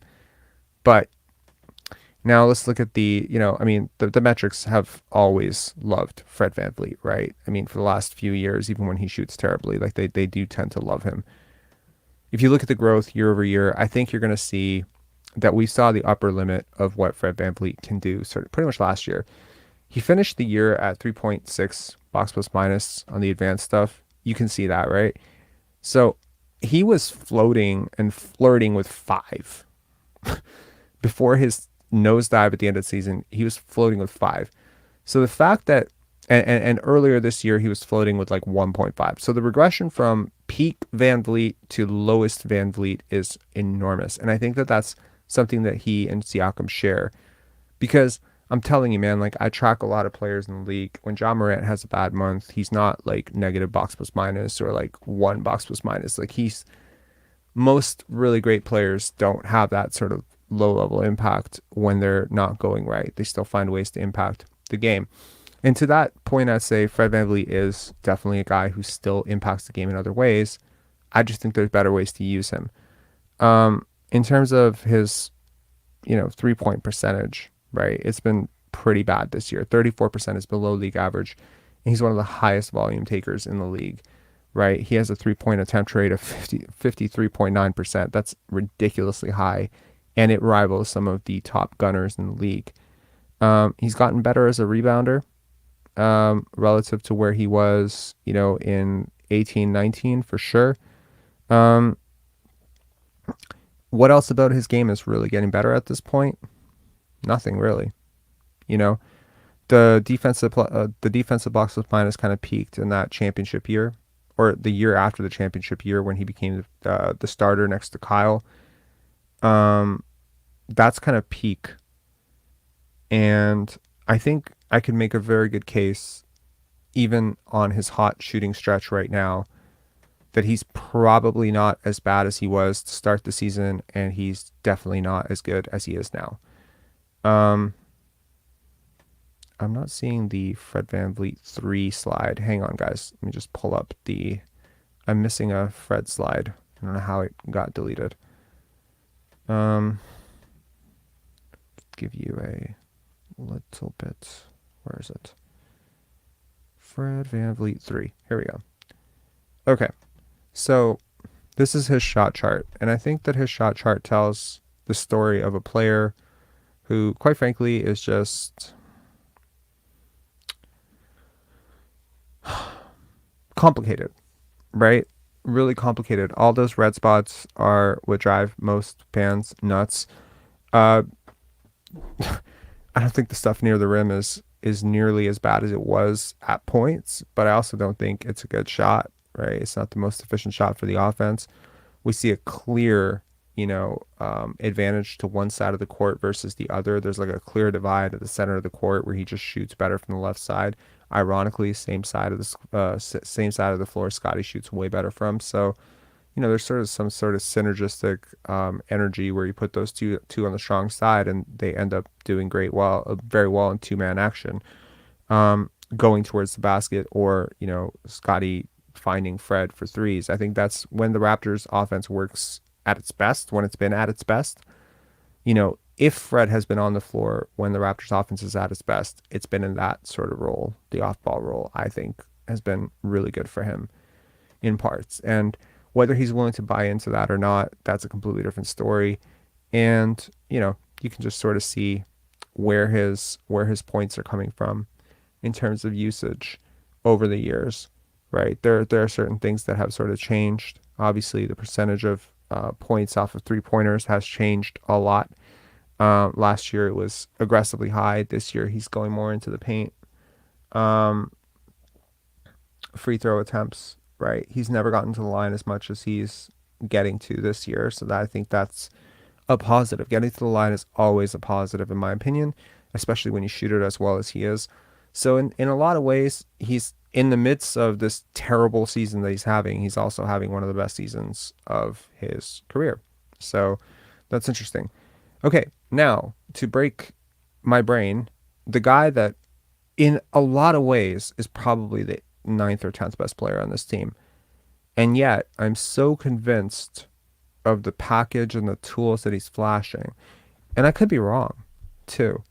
I think what swings me towards Precious in this spot, right, is valuing certain things more than other things. And I will get into that to close the chat, because I went on a bit of a ramble on Instagram today, and I think it was something worth talking about. So I'll close the chat on that. I don't have a lot to say about Precious in terms of what really pops out on his analytics. It's not great. He's versatile, sure. He plays well in transition, all right, but not really. He's flashed potentials of shooting, but, his true shooting percentage is not great. His shot quality is awful, right? He gets to the line, but it's not elite, right? Yeah, he's a good switchable defender, but 64th percentile defense is not great. It's below Scottie. It's below OG. That's below Pascal. That's below everybody.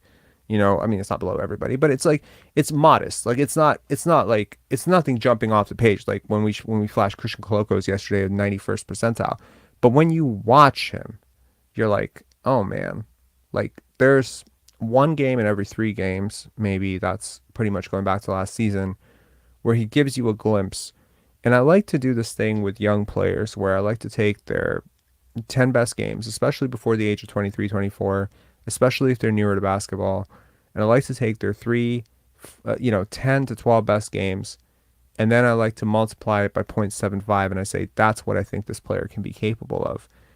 And Precious Achiuwa has put up some really good games, given given the nature of the offense and how he functions in the offense and his role complexity, etc. I think you put Precious Achiuwa with a dominant playmaker, and it's a completely different story. I think so much of what we're looking at with analytics and stats, just basic stats, is effectively how it's not just all on the player. There are certain systems that really do prioritize some guys and not other guys. There are certain systems that'll move really well for movement shooters, and then there's other systems where you can move all you want. Ball's not going to find you. You can cut back door and that's the right basketball play, but if someone doesn't pass you the ball, that's 2 points you didn't get. That's going to help your analytics, right? In terms of, growth year over year, a good sign for a player is by year 3, you want them to be in positive box plus minus territory. I don't want to base everything on box plus minus. He is now a 0 in terms of value of a replacement, and he was absolutely negative the last 2 years. Win shares per 48's going up, right? Usage going up, right? Assist percentage kind of like flatlined. I think his total rebounding percentage was approaching like league highs earlier this year. I think he was like close to 20% earlier this year, or like very close to it. As a defensive rebounder, of course, he's gotten a lot better. He's getting to the line more than he did last year. He's taking threes marginally more than he did last year, right? So there is some incremental growth. It's not anywhere near what you would want it to be. I think that I need to see more, but I think putting him ahead of these guys has more to do with contract and asset value and age and projected upside than it does with actual play. Do I actually think Precious Achiuwa is one of the 5 best players on this team? No, of course not. Do I think he's one of the 4? No. I don't think he's one of the 7 best players on this team. But there has to be some sort of discount given to someone being 23 years old, having the athletic potential and gifts that he does. With projectable upside, the swing skill is, for me, work ethic. Work ethic and self-awareness. Does he know what he needs to get better at? Is he willing to put in the time to get there? I see no reason to think that the player that I saw at Montverde the first time I saw Precious Achiuwa was in high school, that player to this player, I gotta say there's a big gap between those players. He's always been an athletic freak. He's always been had all world potential. Always been slightly slow in terms of feel. Will he ever figure that out? It's worth it, man. It's worth figuring out, right? And I don't think you give up on that for Gary Trent Jr.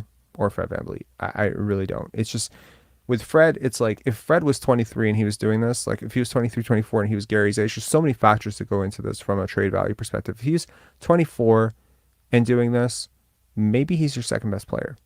I'm not even kidding. That's the gap between 24 and turning 29 in a few months for me. Is Mike Conley a way better player than Abaji right now? Is he a way better player than Nickeil Alexander-Walker? Is he a better player than, Walker Kessler? Probably, yeah. I mean, in a very real basketball sense, he is. But as an asset, I think youth has to be given some sort of premium. So that's where I'm at with those 3 guys. Now I wanted to talk about what I really look for in a prospect. I really look for size to skill ratio. Now I can see the comments here. Sorry. Let me just get to the comments. Why isn't Precious shooting threes? That's not true. Precious is shooting threes. Sorry, I'm just catching up on the chat, guys. Give me a second here.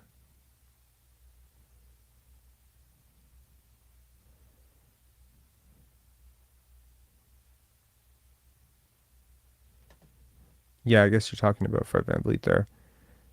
I'm rolling with you no matter what, but not on Fred. We need to get rid of this man immediately. Look at his field goal percentage driving to the basket. Plus, he's a terrible leader. My God. I don't think he's a great leader either. Personally, there was a play today where he's kind of like barking at Christian Koloko, and I get it. Like he's a rookie, he makes mistakes, but literally yelling "Rook," whatever he did. Someone sent me a screen grab of it. I'm not debating whether he's a great leader. I don't think he is. I'm not debating whether I want him on this team part of the future. I don't.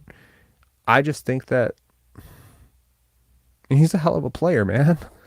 Like you can't lie on somebody like that. Like I hate when people do this, right? Like I can't just I cannot lie and say, that Russell Westbrook's a better player right now. He's not even close. It's not that close. Fred VanVleet is, like a couple of weeks ago, I was asking him to come off the bench. Not because I don't think he's one of the 5 best players on this team. Like I'm not stupid. Like he is definitely one of the 5 best players on this team. It's unquestionable to me. Am I turning into a Fred VanVleet fan? No. Don't think like I'm losing my mind here. I'm not. I just realized that what this guy does on the court, it's a lot more complicated than it looks, right? I feel the same way about Scottie. It's hard for me to find any parallel between Scottie and Fred other than the fact that they're both point guards, technically, even though I don't think Fred's a point guard. See, now I get into the shade again. What am I trying to say here? I'm trying to say that I think he's better than his detractors think he is, and I think he's way worse than his most ardent supporters think he is. I think the truth is somewhere in the middle. There has to be some sort of nuance. And I know that sounds like it's such a cop-out, answer, but he is so much better than, oh, trade him for a future second, let him walk for nothing. He's so much better than that. And yet he's so much worse than, like, oh, he's a top 5 point guard in the NBA. Yeah, like, I think prior to the season, if you had him top 10, I don't think you're wrong. He's there. Like, people who think Kyle's a better point guard right now, I don't think so. Is Kyle a better leader? Is he a better person? That you can just debate, like, for sure. I don't even think you can debate it. Yeah, I definitely think Kyle's a better leader.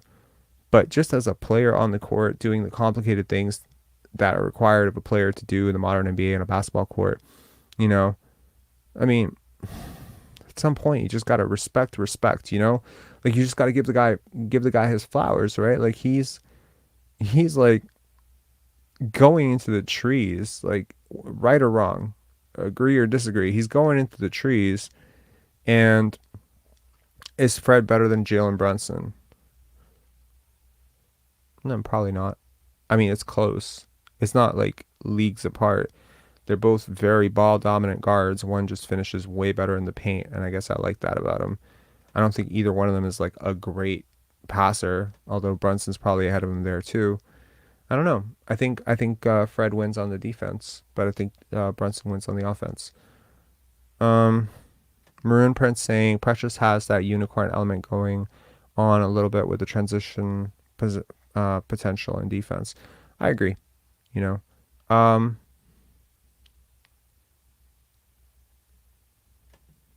I didn't see that because I don't follow Fred on social media. Sorry, Bert. What was with Fred posting stuff on social media with Devin Booker? Yeah, no idea, man.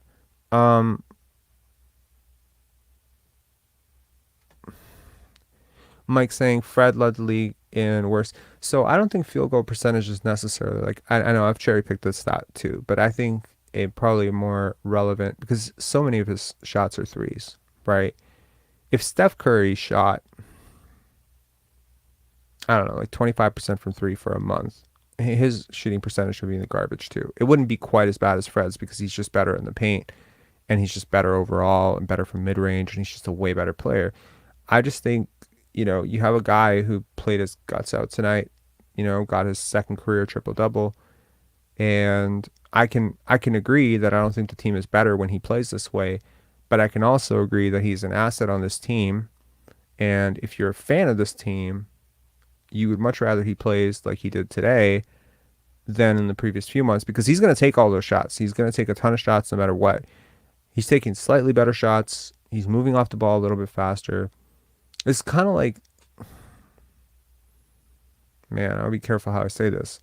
It's kind of like asking like a really bad person to, like, not bad person. It's like asking a dog to not, no, you don't want to use dog. Sorry, I'm lost. I'm trying to say that I've lowered the bar on what I expect from Fred VanVleet. I'm not expecting him to be some transitional, Kyle Lowry clone. I'm not asking him to be some great leader. I'm not asking him to be 6'8". I'm not asking him to be, some dominant point guard like Chris Paul. I cannot measure Fred VanVleet on, oh, he's not Chris Paul, so he's garbage, or he's not Scottie Barnes, so he's garbage, or he's not, he's not scoring as efficiently as Steph Curry or shooting as well as, Desmond Bane, so he sucks. You can't do that. I have to take him at where he's at and who he is and who he's always been. And for me, this is about as good as he can play given who he is in this role. The debate right now is not how good he is, it's how optimally does the role he's taking on offense fit him, if that makes sense. The problem is the other guy who's supposed to be occupying that role, he's giving him chances at that role and he is shitting the bed, and that's Pascal Siakam, right? In the fourth quarter, they're both willing to defer to Scottie, and I love that. But in the first, second, and third quarter, they give Siakam these runs and these reps. And I'm telling you, given their considerable gap in shot quality, Fred, Pascal, if you're going to run through one guy or the other, it's really pick your poison with who's rolling. There's not a big gap between these two players. I know that that you would think there's a big gap because you're, people saying like, oh, he had the worst field goal percentage, whatever. It takes a lot of threes, man. Taking more threes is a good thing in the NBA. His off-ball spacing, even though he doesn't move as much as I would like to, and the Raptors' actions don't free him up for those types of shots, and they don't get him moving as much, his defense is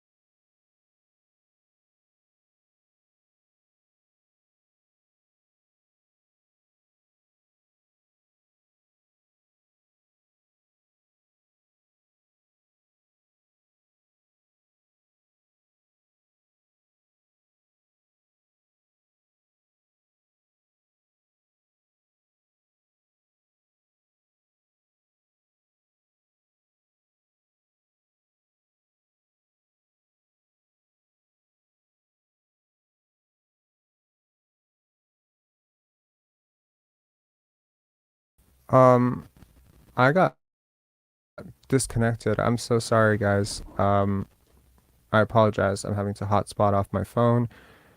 I don't have a crazy amount of data, but I can stream. Anyways, I'll take any final questions. Someone said Clutch taking over the stream. I mean, if Clutch, that's funny. We've had a lot of really funny things. Yo, thank you so much. Thanks to everyone who stayed up. I apologize for getting cut out there. I thought it was StreamYard acting up, but no. It turns out it was actually my internet. So great loss tonight, by the way. I just want to flash something very quickly on the screen for those of you who've kind of waited around. I feel, I don't know, a sense of, I don't know, give the people what they want here. Where are we? Nope. Nope. Nope. There we go. Look at that. There we are. It's happening, guys. We are aggressively behind the Chicago Bulls. Yeah, the Pacers are definitely, 1-9 in their last 10, so it seems like they're going to be pretty bad. But the Wizards, they've won 6 in a row. The Hawks and Knicks are firmly, clamping onto that. Oh, we're going to be in the play-in. those are teams that are at 500 or above. In the case of the Indiana Pacers, they are just below 500, 4 games below. So, yeah, if the Raptors turned it around, yeah, they're only a game and a half behind Indiana. They could easily sneak into 10th.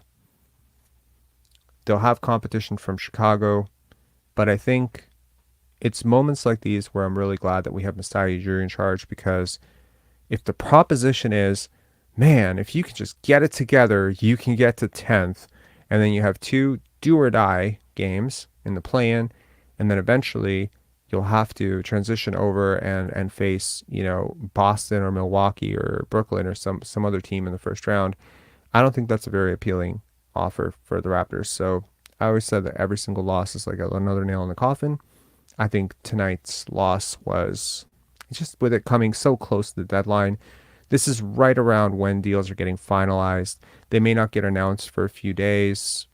Maybe there's some, just talking to you as someone who's heard a lot of inside stories about how deals have fallen apart in the past and how deals even come together. Deals come together sometimes around a structure, like a player. So we say, let's work on a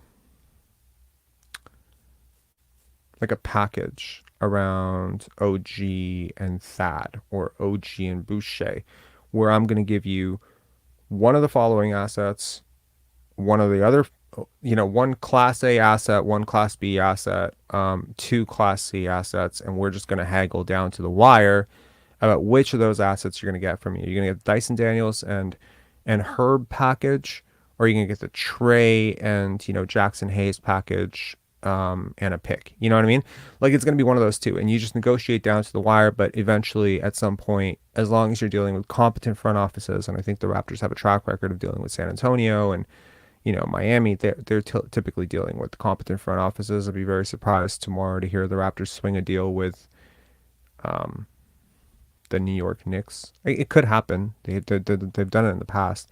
Sorry, the Knicks are a competent front office, which is a team that is not a competent front office right now. It's hard to identify a team that I think is grossly incompetent right now. I know people are clowning the Minnesota Timberwolves, but I don't think they're just totally incompetent. They're very well respected executives in their front office. I think they just made a massive miscalculation. The Raptors do have a very good relationship, I just want to say, with the Chicago Bulls. Just want to throw that out there. David Griffin over in New Orleans, right? I think if there are teams you want to aggressively look at, either for upgrades, or look at upgrades, or teams that are going to be taking an upgrade at your expense and giving you picks for it, here are some teams I would really look at: San Antonio, Indiana, New Orleans, Chicago, New York. Did I say New Orleans? Yeah, I did. Portland.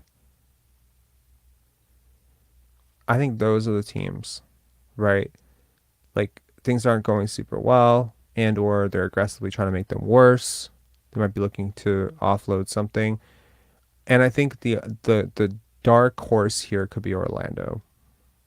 I think those are the teams that I would look at, to be honest.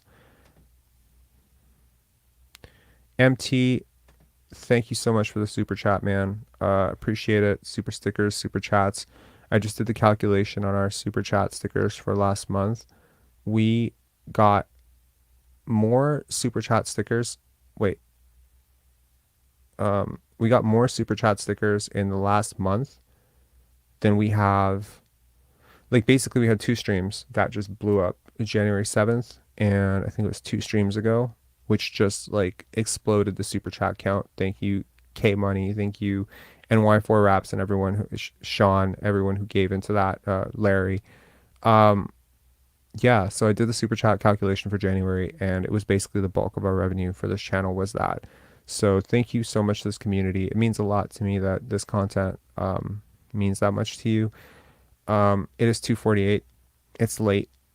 Thank you so much for bearing with me. I apologize for that thing. Can you please hit like on your way out? And next game is Friday against Houston. I expect that to be a win, and at that game we will be talking about players 3, 2, and 1. Obviously, OG Anunoby, Scottie Barnes, and Pascal Siakam in some order. We'll do deeper dives into those guys. I think that they're all foundational pieces. I think one of them probably is going to get moved. I don't want to say probably, possibly get moved. I think one or two of those guys possibly could get moved. But I wonder how a different coach, a different system would handle the talent that is those 3 players. Because there is an overwhelming amount of talent with those 3 players. And I think that a smart coach could figure it out. And I think Nick Nurse is a smart coach, so I'm sort of surprised he hasn't figured it out yet. All right, please hit like if you're in the chat, please. And thank you so much. Have a good night, guys. Cheers. Bye-bye.